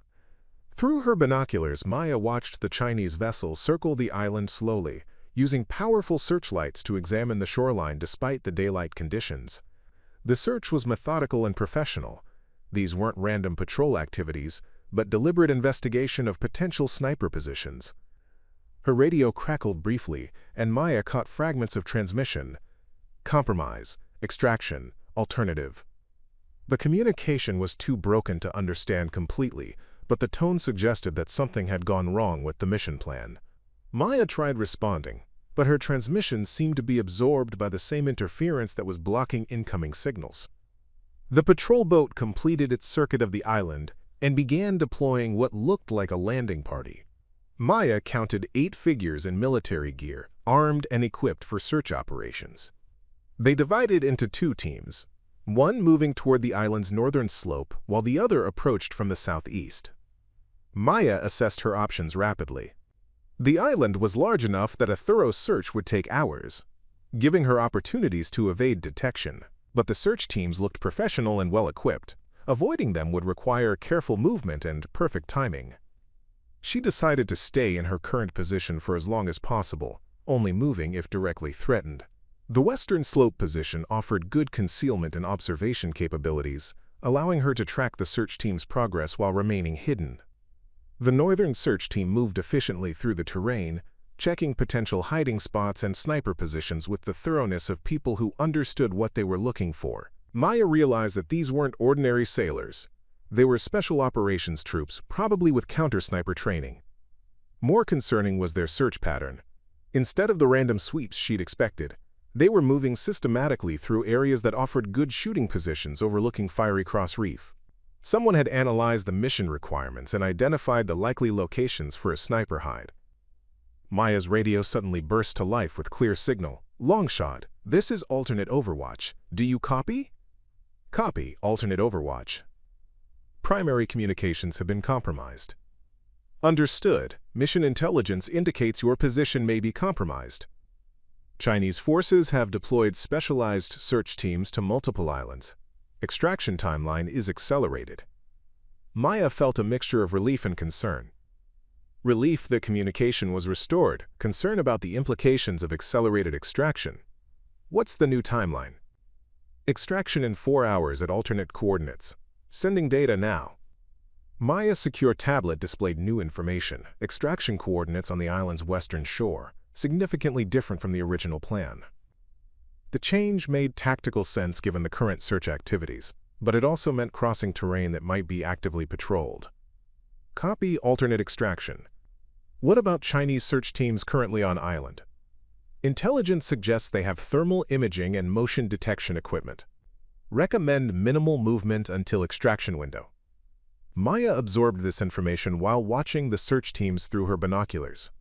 Thermal imaging would make concealment much more difficult, especially if the teams were systematic about covering the island's terrain. The southern search team was working its way up the slope toward her general area. Maya estimated they would reach her vicinity within 2 hours, well before the extraction window opened. She would need to move, despite the risks. But as she prepared to relocate again, Maya noticed something that made her freeze. One of the search team members was using hand signals that looked familiar. Not Chinese military signals, but something else. American Special Operations hand signals. Maya focused her binoculars on the figure more carefully. Caucasian features, equipment that looked more American than Chinese, movement patterns that suggested different training than the other team members. Alternate overwatch. This is Longshot. I'm observing what appears to be American personnel integrated with Chinese search teams. There was a long pause before the response came. Say again, Longshot. One member of the southern search team appears to be American. Caucasian male, using American tactical signals, equipment inconsistent with Chinese standard. Another pause, longer this time. Longshot, you are ordered to maintain concealment and avoid all contact with search teams regardless of their apparent nationality. The tone of the response troubled Maya. Instead of surprise or concern about American personnel working with Chinese forces, her handlers seemed to expect this information. Alternate overwatch, please clarify the nature of American involvement in Chinese search operations. That information is classified above your clearance level. Focus on survival and extraction. Maya lowered her binoculars, her mind racing through the implications. American personnel working with Chinese forces suggested coordination at levels far above tactical cooperation. Either the mission had been compromised from the beginning, or there were aspects of the operation that she hadn't been briefed about. The southern search team was now within 200 meters of her position, moving carefully through the rocky terrain. Maya could hear voices. Chinese commands mixed with what sounded like English responses. The American was definitely integrated with the team, not just observing or advising. Maya made a decision that went against her orders. Instead of maintaining concealment, she decided to get closer to the search team and gather intelligence about their mission. If Americans were involved in hunting her, she needed to understand why. Moving carefully through natural cover, Maya worked her way to within 50 meters of the search team's position. From there, she could hear conversations clearly enough to understand their purpose. "Thermal imaging shows no recent heat signatures in this sector," said a voice with an American accent. "But the shooting position calculations suggest someone was definitely operating from this general area." "How certain are the ballistic projections?" asked another voice in accented English. "Very certain. The trajectory analysis indicates the shots came from somewhere within a 200-meter radius of this location. If she's still on the island, we'll find her." Maya felt ice in her veins. They weren't just searching randomly, they had calculated her position based on ballistic analysis of her shots. And they knew she was female, suggesting intelligence that went beyond tactical deduction. "What are the orders when we locate her?" asked the Chinese voice. "Capture if possible, eliminate if necessary. But the priority is ensuring she doesn't reach extraction." Maya moved away from the search team, her mind processing the tactical situation. Someone had provided the Chinese with detailed information about her mission, including ballistic calculations that would reveal her position and intelligence about her extraction plans. The mission hadn't just been compromised, it had been betrayed from the inside. Maya keyed her radio carefully, using a coded frequency that would be harder to intercept. "Alternate Overwatch, this is Longshot. I have information suggesting mission compromise at operational level." The response came back immediately, but with a different voice than before. "Longshot, this is actual Overwatch. Previous communications were not from friendly sources. Your position is compromised, and extraction is impossible through normal channels." Maya felt the bottom drop out of her tactical situation. If the previous communications had been false, then the accelerated extraction timeline was probably designed to lead her into a trap. The Chinese search teams weren't just looking for her, they were herding her toward a specific location. "Actual Overwatch, what are my options?" "Survival and evasion until we can establish alternative extraction. Estimated timeline 18 to 24 hours. Chinese forces are receiving outside intelligence support. Trust no communications unless verified through code word authentication." "Understood. What's the current authentication protocol?" "Bravo 7 Whiskey. Any communications without that code word are hostile." Maya acknowledged the new protocol while assessing her situation. The original 12-hour survival requirement had just become a potentially multi-day evasion scenario, with hostile forces that included American personnel and sophisticated intelligence support. But as she planned her next moves, Maya realized something that gave her a tactical advantage. If the mission had been betrayed, then someone wanted her captured or killed for reasons beyond just operational security. That meant she possessed information or capabilities that were valuable enough to justify this level of effort. Whatever game was being played around her mission, Maya Rodriguez had just become a player instead of just a piece. And players had options that pieces didn't. Maya spent the next hour conducting counter-surveillance on the search teams while working her way toward the island's northern shore. The terrain was challenging. Rocky outcroppings and sparse vegetation that provided cover, but required careful movement to avoid detection by thermal imaging equipment. Through careful observation, she'd identified the American working with the Chinese forces. Tall, athletic build, moving with the confidence of someone accustomed to special operations work. His equipment was sophisticated.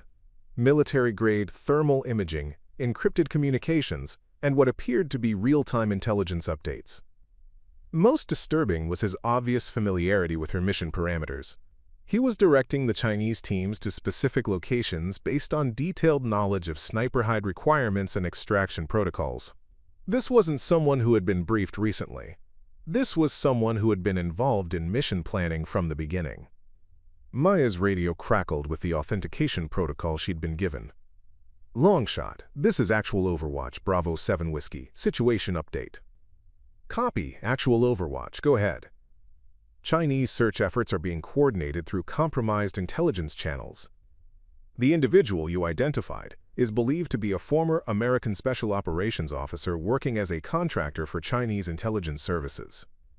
Maya absorbed this information while maintaining visual surveillance of the search teams. How long has he been compromised?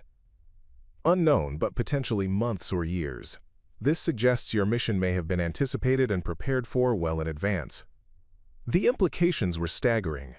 If Chinese intelligence had known about the mission for months, they could have prepared countermeasures, developed response protocols, and potentially fed false information back through American intelligence channels. Actual Overwatch. Was the mission itself compromised from the beginning? There was a long pause before the response. Classified. Focus on survival and evasion.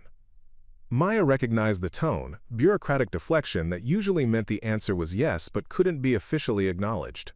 Someone in the American intelligence community had known the mission was compromised but had proceeded anyway. She was expendable. The mission had been designed to fail, with her death or capture serving some larger strategic purpose she couldn't understand. Maya keyed her radio again.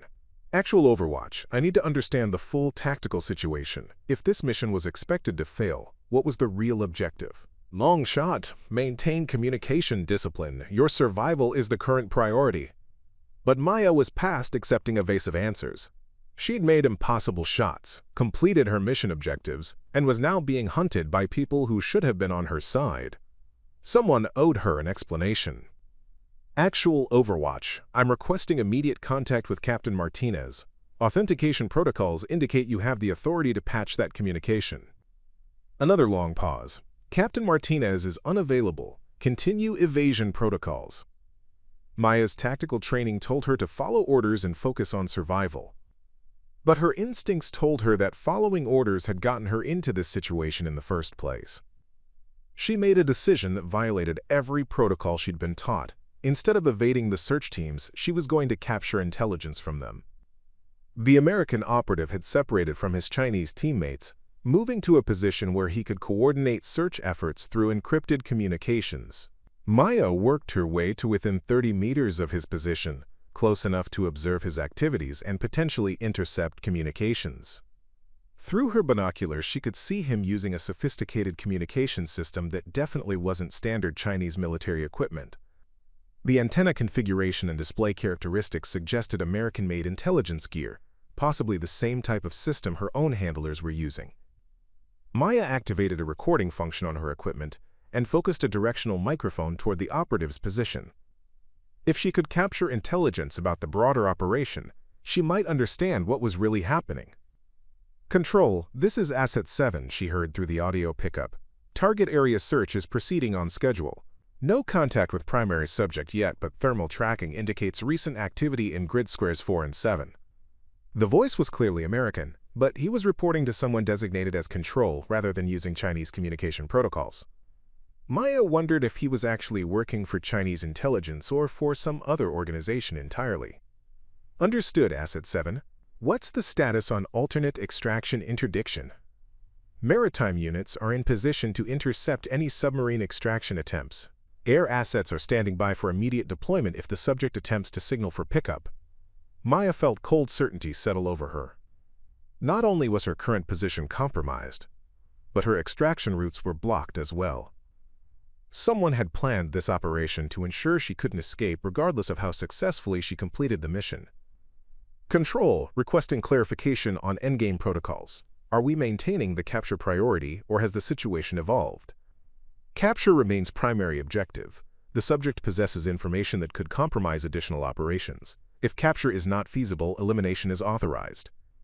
Maya lowered the directional microphone, having heard enough to understand her situation. She wasn't just being hunted. She was being systematically trapped by people who knew exactly how she would try to escape. But the communication had also revealed something important. They wanted her alive because she, quote, possessed information that could compromise additional operations. Maya tried to understand what information that might be. Her mind worked through the possibilities, details about the rifle and ammunition technology, intelligence about the mission planning process, knowledge of the personnel involved in arranging the operation, or perhaps something she'd observed but hadn't recognized as significant. Maya's radio crackled again, but this time with a different authentication protocol. Longshot, this is Emergency Overwatch, Authentication Charlie 9 X-ray. Immediate action required. Maya hesitated. The new authentication code was different from what she'd been given earlier, but the communication pattern suggested urgency that might be legitimate. Emergency Overwatch, this is Longshot. Verify authentication through alternate channel. Longshot, authentication verified. Captain Martinez sends personal message. Afghanistan coordinates were not the only record. Do you understand? Maya's blood ran cold. The Afghanistan coordinates were her tattoo, the numbers that had started this entire sequence of events. But Martinez was referencing, quote, not the only record, suggesting there were other records of her shot that she didn't know about. Emergency Overwatch explained reference to additional records. Long shot, your Afghanistan mission was recorded by multiple intelligence assets. Video, audio, biometric data, complete documentation exists of your capabilities and methods. This information has been compromised. Maya understood the implications immediately. If complete records of her Afghanistan shot existed, including detailed analysis of her techniques and capabilities, then enemy intelligence services could study her methods and develop countermeasures. She wasn't just a valuable asset, she was a walking security breach. Emergency Overwatch, what are my instructions? Extraction is no longer possible through normal channels. You need to reach alternate coordinates for emergency pickup, sending location data now. Maya's tablet displayed new coordinates on the opposite side of the island, from both her current position and the original extraction point. The route would require crossing terrain currently occupied by search teams, but it might be possible with careful timing. Emergency Overwatch. How do I know this communication is legitimate? Captain Martinez sends second authentication. You asked her if the Afghanistan shot was worth it. She told you it saved 200 lives. You never reported that conversation through official channels. Maya felt a mixture of relief and continued suspicion. The information was accurate, but in the world of intelligence operations, accurate information could come from surveillance as easily as from legitimate sources. She made a tactical decision to move toward the new coordinates while maintaining skepticism about the communication's authenticity. If the coordinates led to a trap, she would need to be prepared for combat. If they led to legitimate extraction, she needed to reach them before the search teams blocked all movement on the island. Maya began working her way across the island's rocky terrain, using natural cover and careful timing to avoid the search teams. The route was challenging, requiring her to cross areas with limited concealment while carrying equipment that made rapid movement difficult. As she moved, Maya's mind continued processing the intelligence she'd gathered. Someone had planned this mission knowing it would likely fail. American personnel were working with Chinese forces to capture or kill her. Her extraction routes were compromised, and her capabilities were documented in ways that made her a security risk. But she was still alive, still armed, and still capable of making decisions that could affect the outcome. Maya Rodriguez had survived 3 years of civilian life, completed an impossible mission, and evaded capture by sophisticated opposition forces. Whatever game was being played around her, she intended to survive it. And maybe, if she was careful and lucky, she might even figure out who had betrayed her and why. The emergency extraction coordinates led Maya to a section of Mischief Island she hadn't explored during her initial reconnaissance. The terrain was more rugged here, with rocky outcroppings that created natural caves and hidden passages. As she approached the specified location, Maya noticed something that made her pause. Recent human activity in an area that should have been uninhabited. Tool marks on rocks, cleared pathways, and what looked like concealed equipment caches suggested that someone had been preparing this site for operational use. Maya approached carefully, every instinct warning her that this could be an elaborate trap. Emergency Overwatch. This is Longshot approaching coordinates. Area shows signs of recent preparation and human activity. Copy Longshot. Proceed to exact coordinates. You'll find additional instructions there.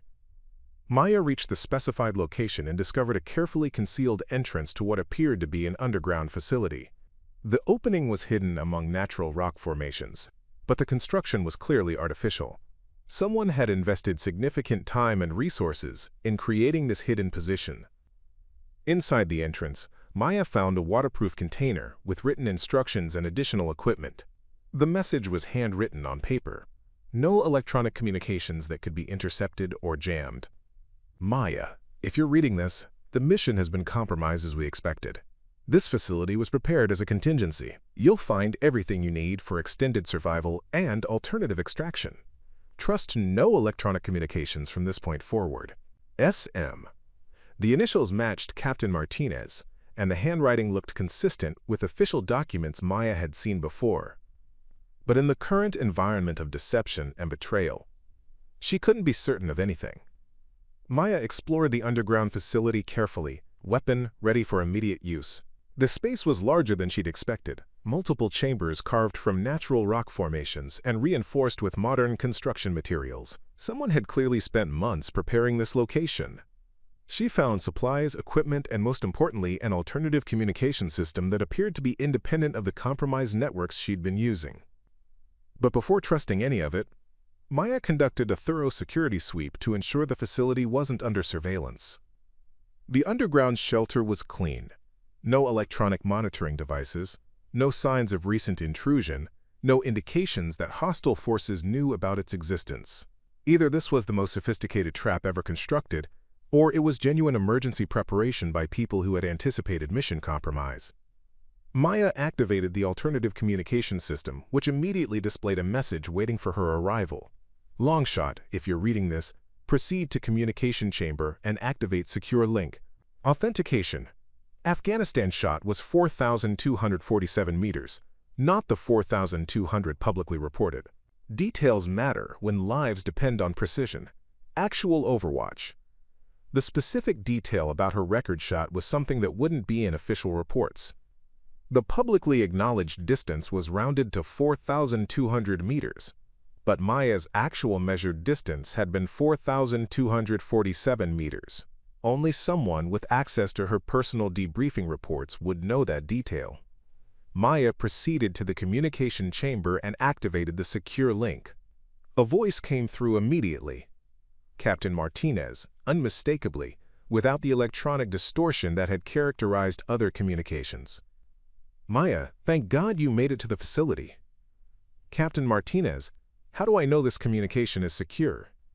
Because this facility and communication system were built specifically for this contingency. Maya, I need you to understand something.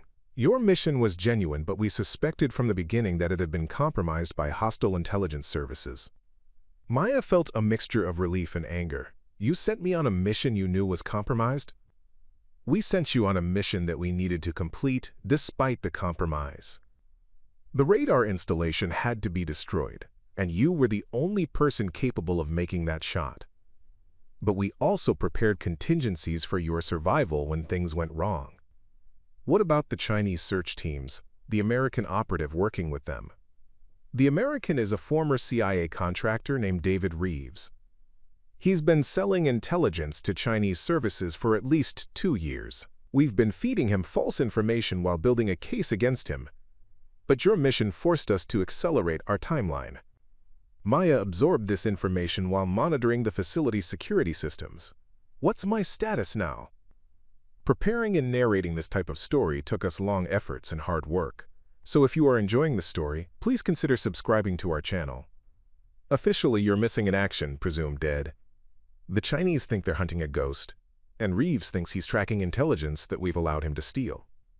Unofficially, you're in a facility that doesn't exist, using communication systems that aren't in any database. What about extraction? That's complicated. The original extraction was designed to fail. We needed Reeves to believe his intelligence was accurate. But this facility has alternative options that he doesn't know about. Maya studied the communication chamber more carefully, noting sophisticated equipment that looked like it could support multiple types of operations. How long has this facility existed? 6 months.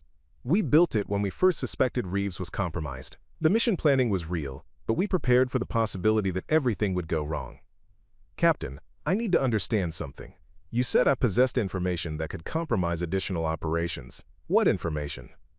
There was a pause before Martinez responded. Maya, your Afghanistan mission was more significant than you were told at the time. That shot didn't just eliminate a Taliban commander. It prevented a coordinated attack on multiple coalition bases that would have killed hundreds of soldiers and civilians. You told me that before. What I didn't tell you is that the intelligence about that attack came from sources we're still protecting. Your mission validated intelligence methods that we're using in current operations. If enemy services could analyze your techniques and connect them to our intelligence sources, it could compromise ongoing operations that protect thousands of lives. Maya began to understand the scope of what was happening. Her individual capabilities were less important than the intelligence methods and sources that her mission had validated. She was valuable not just as a sniper, but as a walking confirmation of intelligence techniques that were still being used. What do you need me to do? Survive until we can extract you through channels that Reeves doesn't know about. Continue to let the Chinese think you're just a sniper who made lucky shots. And help us gather intelligence about Reeves's network, so we can shut down his operation permanently. Maya looked around the underground facility, considering her options. She could trust Martinez and work within this new operational framework, or she could try to extract herself independently and hope to disappear permanently. But as she thought about the implications of compromised intelligence sources and ongoing operations that depended on secrecy, Maya realized that her personal preferences were less important than the larger mission. What's the plan? First, we need you to feed false information back through the compromised channels. Make Reeves think you're injured and hiding in a different part of the island. While Chinese forces search the wrong areas, we'll gather intelligence about his communication methods and financial connections. How long? 48 hours maximum. Then we extract you through a method that Reeves has never seen before. And you disappear permanently with a new identity and resources for a completely independent life. Maya considered the proposal. 48 more hours of survival and deception, in exchange for genuine freedom and the chance to stop a compromised agent who was endangering American lives. I'll do it, but Captain, I want one guarantee. What's that? When this is over, I want to be done. No more missions, no more surveillance, no more being a valuable asset that someone might need again. I want to disappear completely and stay disappeared. You have my word, Maya. Help us finish this, and you'll get the civilian life you should have had 3 years ago. Maya activated the facility's operational systems, preparing for 48 hours of the most dangerous game of her career. She would need to deceive sophisticated intelligence professionals while gathering information that could stop a traitor and protect ongoing operations.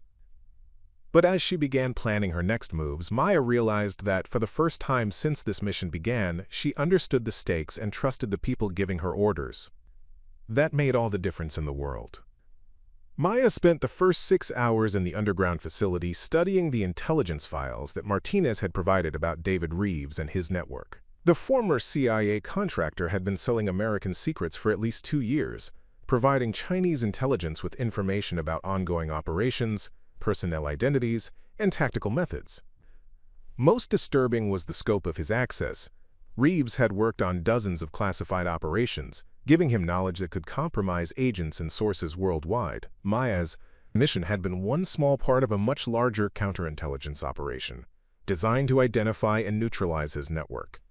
The key, Martinez explained through the secure communication system, is making Reeves believe his intelligence about you is accurate while feeding him false information about your capabilities and location.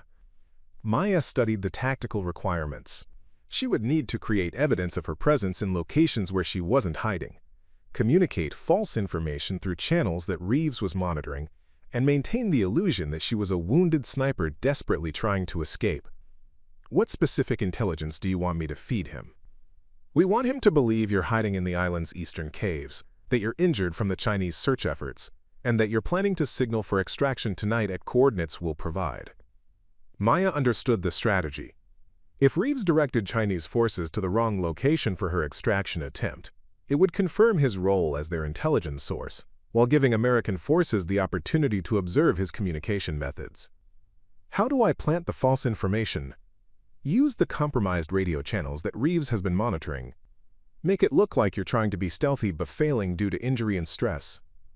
Professional tradecraft that's just imperfect enough to seem authentic. Maya activated the compromised communication equipment and began transmitting false information. She had to make the communication seem genuine, desperate but competent, professional but affected by stress and injury.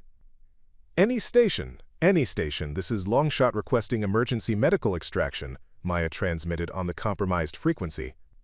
She added what sounded like labored breathing and background noise to suggest injury and stress. Have sustained injuries during evasion. Position compromised. Requesting immediate pickup at grid reference 77 Delta. She waited 10 minutes, then transmitted again with increasing desperation in her voice. Extraction request urgent.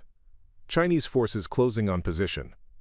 will attempt to reach alternate coordinates if no response received. Through the facility's monitoring equipment, Maya could track the immediate response to her transmissions. Radio traffic spiked among Chinese forces, and she could see movement patterns shifting toward the false coordinates she'd provided. "He's taking the bait," Martinez confirmed through the secure channel. "Chinese forces are redeploying based on your transmissions. We're also seeing encrypted communications from Reeves to handlers we hadn't identified before." Maya continued the deception over the next 12 hours, gradually moving across the island through a series of transmissions that painted a picture of a wounded sniper trying to reach extraction while being pursued by increasingly organized search efforts. Each transmission provided slightly more desperate intelligence about her location. The most challenging part was maintaining the psychological authenticity of someone under extreme stress while actually being safe in an underground facility. Maya had to draw memories of real combat situations, remembering the exhaustion, fear, and desperation that came with being hunted by professional soldiers. By the second day, the Chinese search efforts had concentrated almost entirely on the eastern side of the island, leaving Maya's actual location completely unmonitored. More importantly, American intelligence was mapping Reeves's entire communication network based on his responses to the false information. "We've identified at least 12 other compromised operations," Martinez reported. "Reeves has been providing intelligence that's gotten American agents killed and missions compromised across 3 continents." Maya felt satisfaction at contributing to the counterintelligence operation, but also urgency about her own situation. Maintaining the deception was psychologically exhausting, and she was eager to complete her role and disappear permanently. "What's the endgame timeline?" 18 hours. "We're preparing to close the net on Reeves's entire network simultaneously. When that happens, Chinese forces will realize they've been chasing false intelligence, but you'll already be extracted." "What's the extraction method?" "Something Reeves has never seen before, which means Chinese intelligence won't have countermeasures prepared." Maya spent the final hours reviewing escape routes and preparing her equipment for rapid departure. The underground facility had provided everything she needed to survive, but she was ready to leave the deception behind and begin the next phase of her life. As the extraction time approached, Maya reflected on the complete mission. She'd made impossible shots under perfect conditions, survived sophisticated counter-sniper operations, and helped expose a traitorous network that was endangering American lives worldwide. The scared woman mopping floors at Fort Bragg felt like a different person entirely. But she was also ready to be done with this world. The adrenaline and purpose were intoxicating, but the cost in human terms was too high. Maya wanted the quiet civilian life that had been promised to her, with the knowledge that her final mission had actually made a difference. "Long shot, this is actual Overwatch," came Martinez's voice. "Extraction team is moving to position. Prepare for final departure in 30 minutes." Maya gathered her personal equipment, leaving behind the specialized gear that had defined her military identity. The custom rifle, the advanced optics, the sophisticated communication systems, all of it would remain in the facility for the next sniper who might need an impossible sanctuary. But as she prepared to leave, Maya realized she would carry something with her that couldn't be left behind. The knowledge that when everything depended on perfect execution under impossible conditions, she had delivered. Maya Rodriguez had made her last shot as a military sniper. But the woman who emerged from that underground facility was someone who understood her own capabilities and the price of using them. The extraction would begin a new life, but it would also end the career of the most accurate long-range shooter in military history. We're approaching the climactic moments of this epic tale, and the tension is at its peak. Creating stories of this scope and detail requires not just writing talent, but careful plotting, character development, and attention to every narrative thread. We've journeyed through nearly 40,000 words together, and I hope every moment has kept you engaged.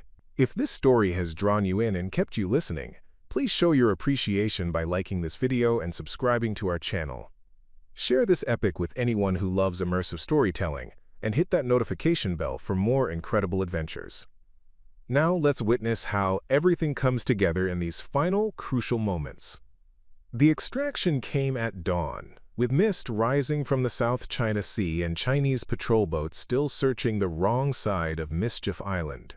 Maya had spent the night monitoring communications, watching David Reeves' direct search efforts based on her carefully planted false intelligence, while American forces quietly surrounded his entire network.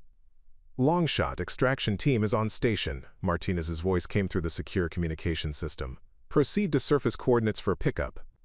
Maya emerged from the underground facility for the first time in 36 hours, carrying only personal equipment and leaving behind all trace of her presence. The morning air felt clean and cold after the recycled atmosphere of the hidden sanctuary. The extraction method was unlike anything Maya had experienced before. Instead of a traditional submarine or helicopter pickup, a small submersible drone surfaced 50 meters offshore, nearly invisible against the dark water. The device was just large enough for one person and completely automated, no crew to compromise if the operation was discovered. Maya waded into the surf and climbed into the submersible's cramped but well-equipped passenger compartment. As the drone sealed itself and began submerging, she watched Mischief Island disappear above her through a small porthole. The place where she'd made impossible shots and survived sophisticated manhunts was now just another piece of South China Sea geography. The submersible's journey took 3 hours, traveling underwater to rendezvous coordinates where a larger vessel waited. During the transit, Maya received updates about the broader operation through the drone's communication system. Reeves and 17 associates have been arrested simultaneously across 4 countries, Martinez reported. Chinese intelligence has lost their primary source of American operational intelligence. The network you helped expose was responsible for compromising at least 30 operations over 2 years. Maya felt satisfaction at the mission's success, but also exhaustion that went beyond physical fatigue.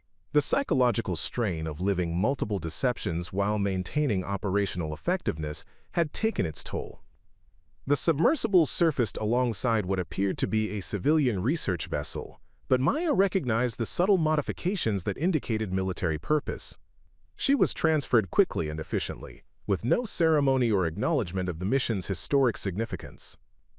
"Welcome aboard, Dr. Santos," said a woman in civilian clothes who was obviously military intelligence. "Your research expedition was highly successful." Maya understood that her marine biologist cover identity would be maintained until they reached secure facilities, but she also noticed something else.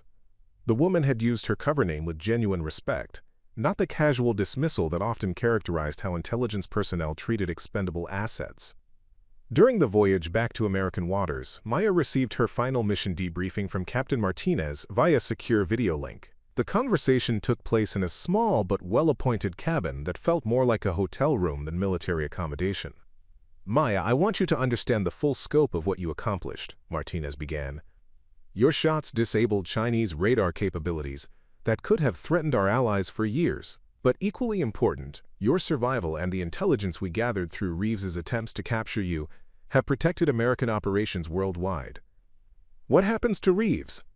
He'll face trial for treason and espionage. His network has been completely rolled up, and Chinese intelligence has lost years of intelligence development. The damage he caused was extensive, but it's now contained." Maya nodded, understanding the larger implications. "And my status?" "As promised, you'll receive a complete new identity with resources for a fully independent civilian life. No more surveillance, no more being kept in reserve for future missions. You'll be free to disappear as completely as you choose." "What about the records of my capabilities, the documentation that made me a security risk?" Martinez smiled for the first time during their conversation. "Those records will be classified at levels that ensure they never see daylight again." Officially, the Afghanistan shot was made by someone who died in that convoy attack. The South China Sea mission was conducted by assets who don't exist. Maya Rodriguez, the sniper, is being erased from all databases. Maya felt a weightlifting that she hadn't realized she'd been carrying for 3 years. The fear of discovery, the constant awareness that someone might be watching, the knowledge that her skills made her valuable to people who didn't care about her personal wishes, all of that was finally ending. "There's one more thing," Martinez continued. "The President wanted me to express his personal gratitude for your service. You'll never receive public recognition for what you've done, but the highest levels of government understand the significance of your contributions." Maya appreciated the sentiment, but she was more interested in practical matters. "When do I receive my new identity?" Upon arrival at the debriefing facility, complete documentation, financial resources, and relocation support. You'll have everything you need to build whatever kind of life you want. The conversation concluded with administrative details about her transition to civilian life. Maya would spend 3 days in debriefing, receive her new identity documentation, and then disappear into whatever life she chose to create. But as the ship approached American waters, Maya found herself thinking about the future in ways she hadn't for years. For the first time since Afghanistan, she could make choices based on what she wanted, rather than what was tactically necessary or strategically required. She thought about college, maybe finishing the degree she'd abandoned when she enlisted, about travel to places where she wouldn't be hunting or hiding, about relationships with people who would never know what she'd done or what she was capable of doing. Most of all, she thought about the possibility of finding peace with the choices she'd made, the shots that had saved lives, the missions that had protected innocent people, the sacrifices that had served purposes larger than herself. Maya Rodriguez, the sniper, had completed her final mission. The woman who would emerge from debriefing would be free to discover who she might become when violence was no longer required. As the ship entered port under a clear morning sky, Maya prepared for the last transition of her military career, from warrior back to civilian, from asset back to person, from sniper back to whatever she chose to be. The longest shot of her career wasn't the 4,247-meter elimination in Afghanistan or the 6,000-meter double kill in the South China Sea. The longest shot was the distance between who she'd been forced to become and who she might choose to be. What an absolutely incredible journey we've shared together. A full 50,000 words of adventure, character growth, and storytelling. Creating stories of this scope and detail takes tremendous time and effort to bring you the most engaging content possible. If this epic story moved you, inspired you, or simply entertained you through this incredible journey, please show your appreciation by liking this video and subscribing to our channel for more amazing long-form stories. Share this with anyone who loves compelling narratives and has the patience for truly epic storytelling. Hit that notification bell to be the first to hear our newest content. Thank you for being part of our storytelling community and for joining me on this remarkable adventure. I'll see you in the next incredible tale. D. Back in his chair. What if I told you we could give you everything you need? Real-time meteorological data, satellite tracking of atmospheric conditions, and a shooting position that's been prepared specifically for this mission? I'd say you're either lying or you've been planning this for a lot longer than the last few hours. 6 months, Jake admitted. We've been preparing for this contingency since the radar installation began. The only thing we were missing was a shooter capable of making the shot. Maya felt the pieces clicking into place. You've been looking for me. We've been looking for someone with your specific skill set. The fact that it turned out to be you specifically was serendipitous. Lucky coincidence that I happened to be mopping the floor when you needed to grab something from the equipment locker. Jake's expression didn't change, but Maya caught the slight tightening around his eyes.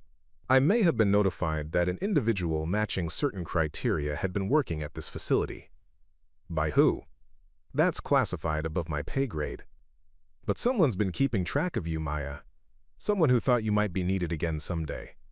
Maya stood and walked to the satellite image, studying the details more closely. The shooting position on Mischief Island appeared to be a natural rock formation, but she could see subtle modifications, cleared fields of fire, what looked like prepared concealment positions. Show me the ballistic calculations. Jake typed commands into a laptop, and new data filled the screen. Wind speed predictions, atmospheric pressure models, even predicted solar radiation effects on bullet trajectory. It was the most comprehensive ballistic profile Maya had ever seen for a shot this complex. Who put this together? A team of physicists from MIT using modeling software developed for space launches. They've been running simulations for months. Maya absorbed the data, her mind automatically translating numbers into practical shooting solutions. The margins for error were impossibly small. Wind speed changes of even 5 miles per hour could push the bullet dozens of meters off target at that range. What's my backup plan if the shot doesn't work? There isn't one. This is the only window we'll get before the radar system becomes fully operational. And if I'm caught? If the Chinese figure out what happened? Jake was quiet for a moment. Officially, you don't exist. If something goes wrong, There's no paper trail leading back to the United States military. Deniable asset. Expendable asset, Jake corrected with brutal honesty. I won't lie to you about that. Maya appreciated the directness. She'd been an expendable asset before. All snipers were, really. The nature of the job meant accepting that you might not come home, that your death might be classified, that your family might never know exactly how or why you died. What's my cover?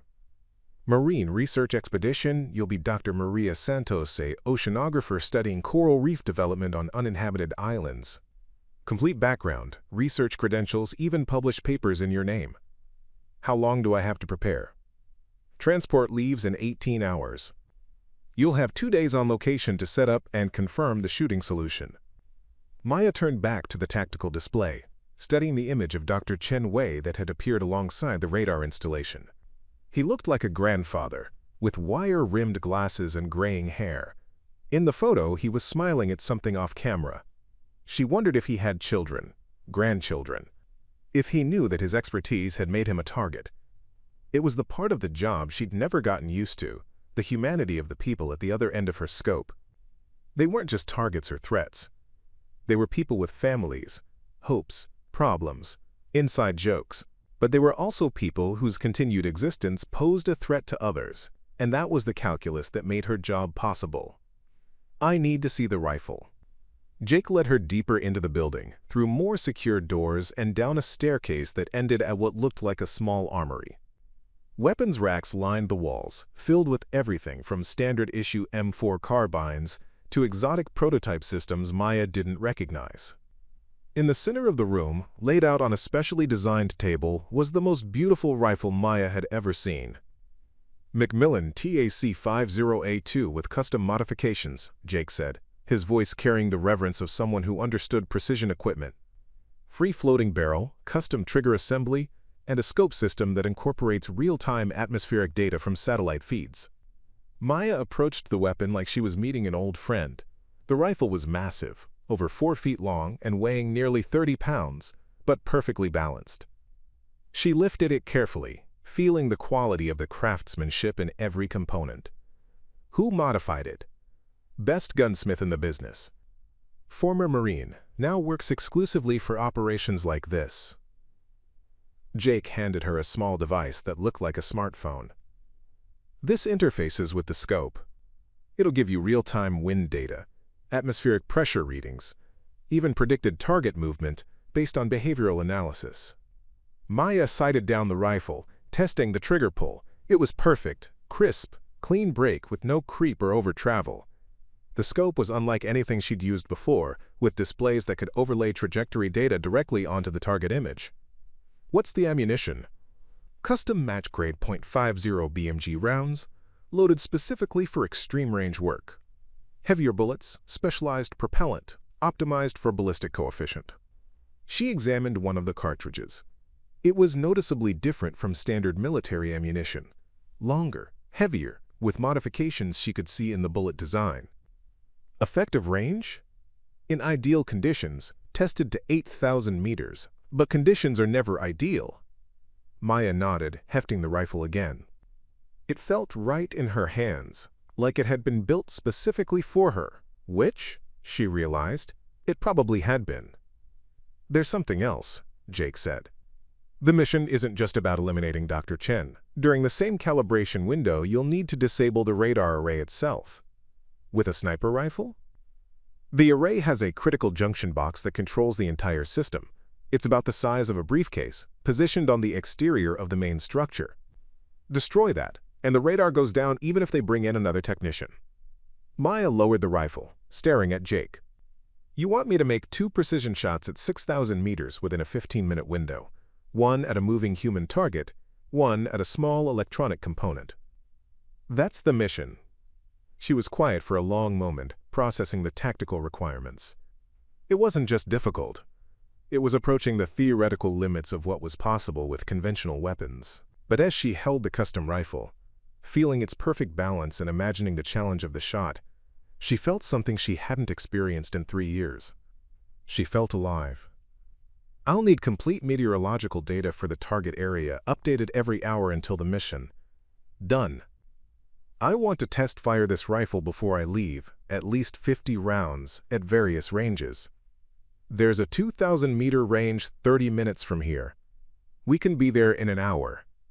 And I want full mission briefings on the target, not just Dr. Chen. Everyone on that island, their routines, their capabilities, their likely responses if things go wrong. Jake nodded. You'll have complete files on all personnel within 6 hours. Maya set the rifle back on its stand, her decision made. For 3 years, she'd been hiding from who she really was, pretending that she could be satisfied with anonymity and safety. But the truth was simpler and more dangerous. She was born to be a sniper, and everything else was just marking time. One condition, she said. Name it. When this is over, my current identity stays intact. I go back to being a civilian contractor, and no one comes looking for me again unless the world is literally ending. Agreed. Maya extended her hand, and Jake shook it. His grip was firm, calloused from years of handling weapons and rope, and the 1,000 small tools of warfare. Guess I should call in sick for my cleaning job, Maya said. Already taken care of, you came down with food poisoning. Should be better in about a week. As they left the armory, Maya felt the familiar pre-mission adrenaline beginning to build. Part excitement, part terror, part anticipation of the unknown challenges ahead. It was a feeling she'd missed more than she wanted to admit. Jake? She called as they reached the staircase. Yeah? That facial recognition software you ran my picture through. How many other people have access to it? Jake paused, his expression growing serious. Why? Because if you found me this easily, I'm wondering who else might be looking. The 2,000-meter range was located in a valley between rolling hills. Isolated enough that the sound of gunfire wouldn't reach civilian areas, Maya lay prone behind the Macmillan T-50A2, adjusting her position with the microscopic precision that separated good shooters from legendary ones. The rifle was starting to feel familiar, though she could sense the small gaps where muscle memory wasn't quite as sharp as it had been during her active duty years. Wind's shifting, Jake's voice came through her earpiece. He was positioned 50 meters to her left with spotting equipment and real-time meteorological data. 2 miles per hour increase from the southwest. Maya made minute adjustments to her scope, compensating for the wind change. At 2,000 meters, even small atmospheric variations could push her shots off target by significant margins. At 6,000 meters, the same variations would be magnified threefold. Target acquired, she murmured, centering the crosshairs on a man-sized silhouette at the far end of the range. Through the scope's advanced optics, she could see the previous shots grouped tightly around the target's center mass. Not perfect, but well within acceptable parameters for a new weapon system. She controlled her breathing, finding the natural pause between heartbeats where her body was completely still. The trigger pull was glass smooth, braking exactly where she expected it to. The rifle's recoil was significant, but manageable, and she stayed on target long enough to see the bullet impact. Hit, center mass, Jake confirmed. That's 25 for 25 at this range. Maya rolled away from the rifle, working the stiffness out of her shoulders. The custom weapon was a marvel of engineering, but 3 hours of prone shooting took its toll even on someone in excellent physical condition. The rifle's good, she said, but 2,000 meters isn't 6,000. The ballistic challenges scale exponentially, not linearly. I know. That's why we need to talk about the support package. Jake led her to a laptop set up on a nearby table. The screen showed a complex interface with multiple data streams. Wind sensors, atmospheric pressure readings, temperature gradients, even seismic activity measurements. This is what you'll have access to during the mission, he explained. Satellite data updated every 30 seconds, weather prediction models with 15-minute accuracy, and ballistic computation support that can calculate trajectory adjustments faster than you can think. Maya studied the displays. It was impressive technology, but she'd learned to be skeptical of systems that promised to solve inherently complex problems. What happens when the technology fails? Satellites go offline, data feeds get interrupted, computers crash at the worst possible moment. Then you fall back on being the best sniper in the world. Former sniper, Maya corrected. I've been mopping floors for 3 years. Some of the edge comes off. even if the fundamentals stay. Jake gestured toward the target's downrange. 25 shots, 25 hits. The fundamentals are still there, but this is only 2,000 meters under controlled conditions. Before Maya could respond, her phone buzzed. She glanced at the screen and froze. The text message was from a number she didn't recognize, but the content made her blood run cold. Enjoyed watching you shoot today. Some talents are too valuable to waste in civilian life. A friend. Problem? Jake asked, noticing her expression. Maya showed him the message. His face darkened as he read it. How many people knew we'd be here today? 3. You, me, and the range officer who unlocked the facility. Jake was already pulling out his own phone. I'm calling for a security sweep. Wait. Maya caught his arm. If someone's watching us, calling for backup might spook them. Better to act normal and figure out who they are. Jake considered this, then nodded. What do you want to do? Maya looked around the range, noting the elevated positions that would provide good observation points. The hills surrounding the valley offered multiple vantage points for surveillance, but most would require significant optical equipment to observe their shooting in detail. Pack up the gear like we're finished for the day. If someone's watching, they'll expect us to leave soon. They worked quickly but casually, breaking down the rifle and securing the equipment. Maya made a point of acting relaxed, even laughing at something Jake said. But her mind was racing through possibilities. The message suggested surveillance sophisticated enough to identify her specifically and track her current activities in real time. As they loaded the gear into Jake's vehicle, Maya spotted it, a brief reflection of sunlight from a position about 800 meters northeast of their location. Someone with optical equipment, positioned to observe the entire range. He'll position at 2 o'clock, she said quietly. Someone's been watching with optics. Jake didn't turn to look, but she saw his posture shift slightly. What's the play? Drive out of here normally, but take the long way back to base and watch for surveillance.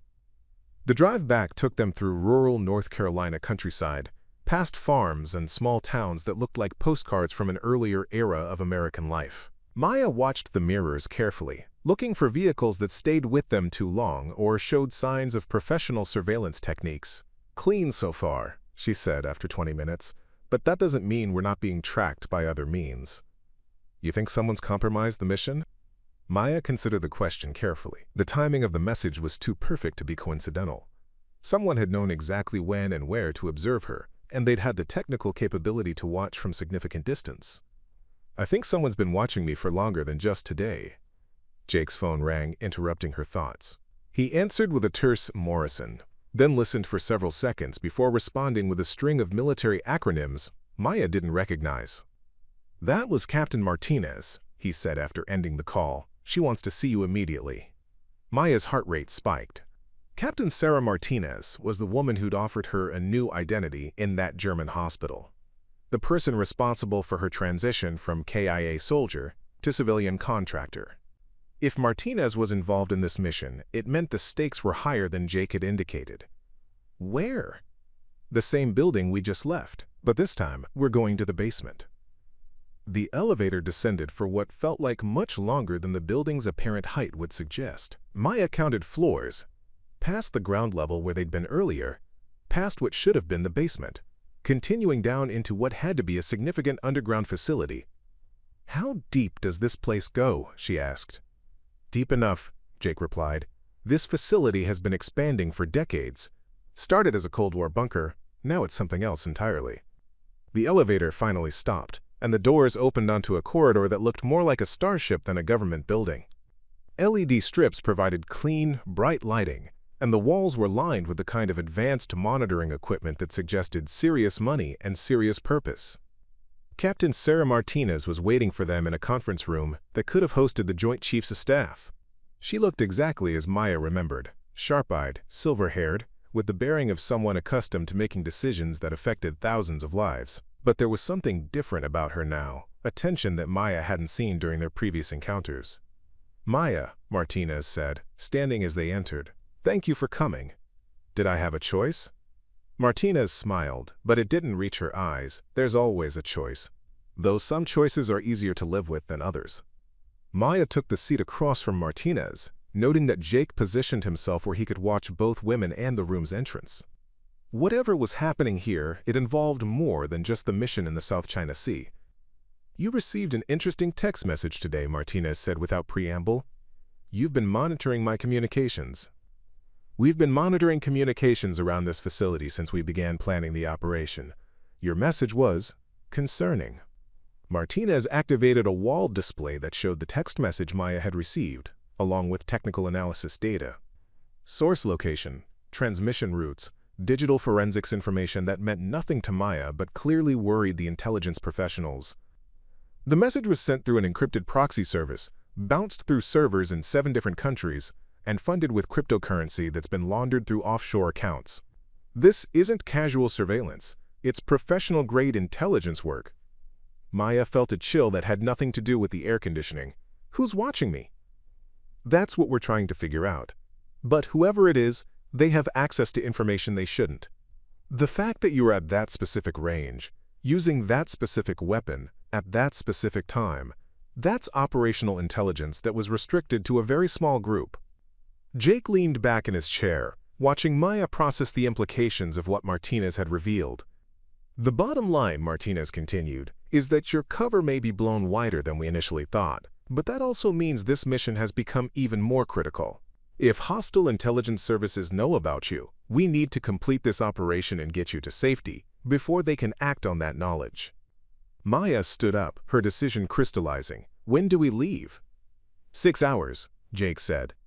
"Transport to the staging area, final equipment check, and insertion tomorrow night." "Clean so far," she said after 20 minutes. "But that doesn't mean we're not being tracked by other means." "You think someone's compromised the mission?" Maya considered the question carefully. The timing of the message was too perfect to be coincidental. Someone had known exactly when and where to observe her, and they'd had the technical capability to watch from significant distance. "I think someone's been watching me for longer than just today." Jake's phone rang, interrupting her thoughts. He answered with a terse, "Morrison," then listened for several seconds before responding with a string of military acronyms Maya didn't recognize. "That was Captain Martinez," he said after ending the call. "She wants to see you immediately." Maya's heart rate spiked. Captain Sarah Martinez was the woman who'd offered her a new identity in that German hospital, the person responsible for her transition from KIA soldier to civilian contractor. If Martinez was involved in this mission, it meant the stakes were higher than Jake had indicated. "Where?" "The same building we just left. But this time, we're going to the basement." The elevator descended for what felt like much longer than the building's apparent height would suggest. Maya counted floors, past the ground level where they'd been earlier, past what should have been the basement, continuing down into what had to be a significant underground facility. "How deep does this place go?" she asked. "Deep enough," Jake replied. "This facility has been expanding for decades. Started as a Cold War bunker, now it's something else entirely." The elevator finally stopped, and the doors opened onto a corridor that looked more like a starship than a government building. LED strips provided clean, bright lighting, and the walls were lined with a kind of advanced monitoring equipment that suggested serious money and serious purpose. Captain Sarah Martinez was waiting for them in a conference room that could have hosted the Joint Chiefs of Staff. She looked exactly as Maya remembered. Sharp-eyed, silver-haired, with the bearing of someone accustomed to making decisions that affected thousands of lives. But there was something different about her now, a tension that Maya hadn't seen during their previous encounters. "Maya," Martinez said, standing as they entered. "Thank you for coming." "Did I have a choice?" Martinez smiled, but it didn't reach her eyes. "There's always a choice, though some choices are easier to live with than others." Maya took the seat across from Martinez, noting that Jake positioned himself where he could watch both women and the room's entrance. Whatever was happening here, it involved more than just the mission in the South China Sea. "You received an interesting text message today," Martinez said without preamble. "You've been monitoring my communications." "We've been monitoring communications around this facility since we began planning the operation. Your message was concerning." Martinez activated a wall display that showed the text message Maya had received, along with technical analysis data. Source location, transmission routes, Digital forensics information that meant nothing to Maya but clearly worried the intelligence professionals. The message was sent through an encrypted proxy service, bounced through servers in 7 different countries, and funded with cryptocurrency that's been laundered through offshore accounts. This isn't casual surveillance. It's professional-grade intelligence work. Maya felt a chill that had nothing to do with the air conditioning. Who's watching me? That's what we're trying to figure out. But whoever it is, they have access to information they shouldn't. The fact that you were at that specific range, using that specific weapon, at that specific time, that's operational intelligence that was restricted to a very small group. Jake leaned back in his chair, watching Maya process the implications of what Martinez had revealed. The bottom line, Martinez continued, is that your cover may be blown wider than we initially thought, but that also means this mission has become even more critical. If hostile intelligence services know about you, we need to complete this operation and get you to safety before they can act on that knowledge. Maya stood up, her decision crystallizing. When do we leave? 6 hours, Jake said. Transport to the staging area, final equipment check, and insertion tomorrow night.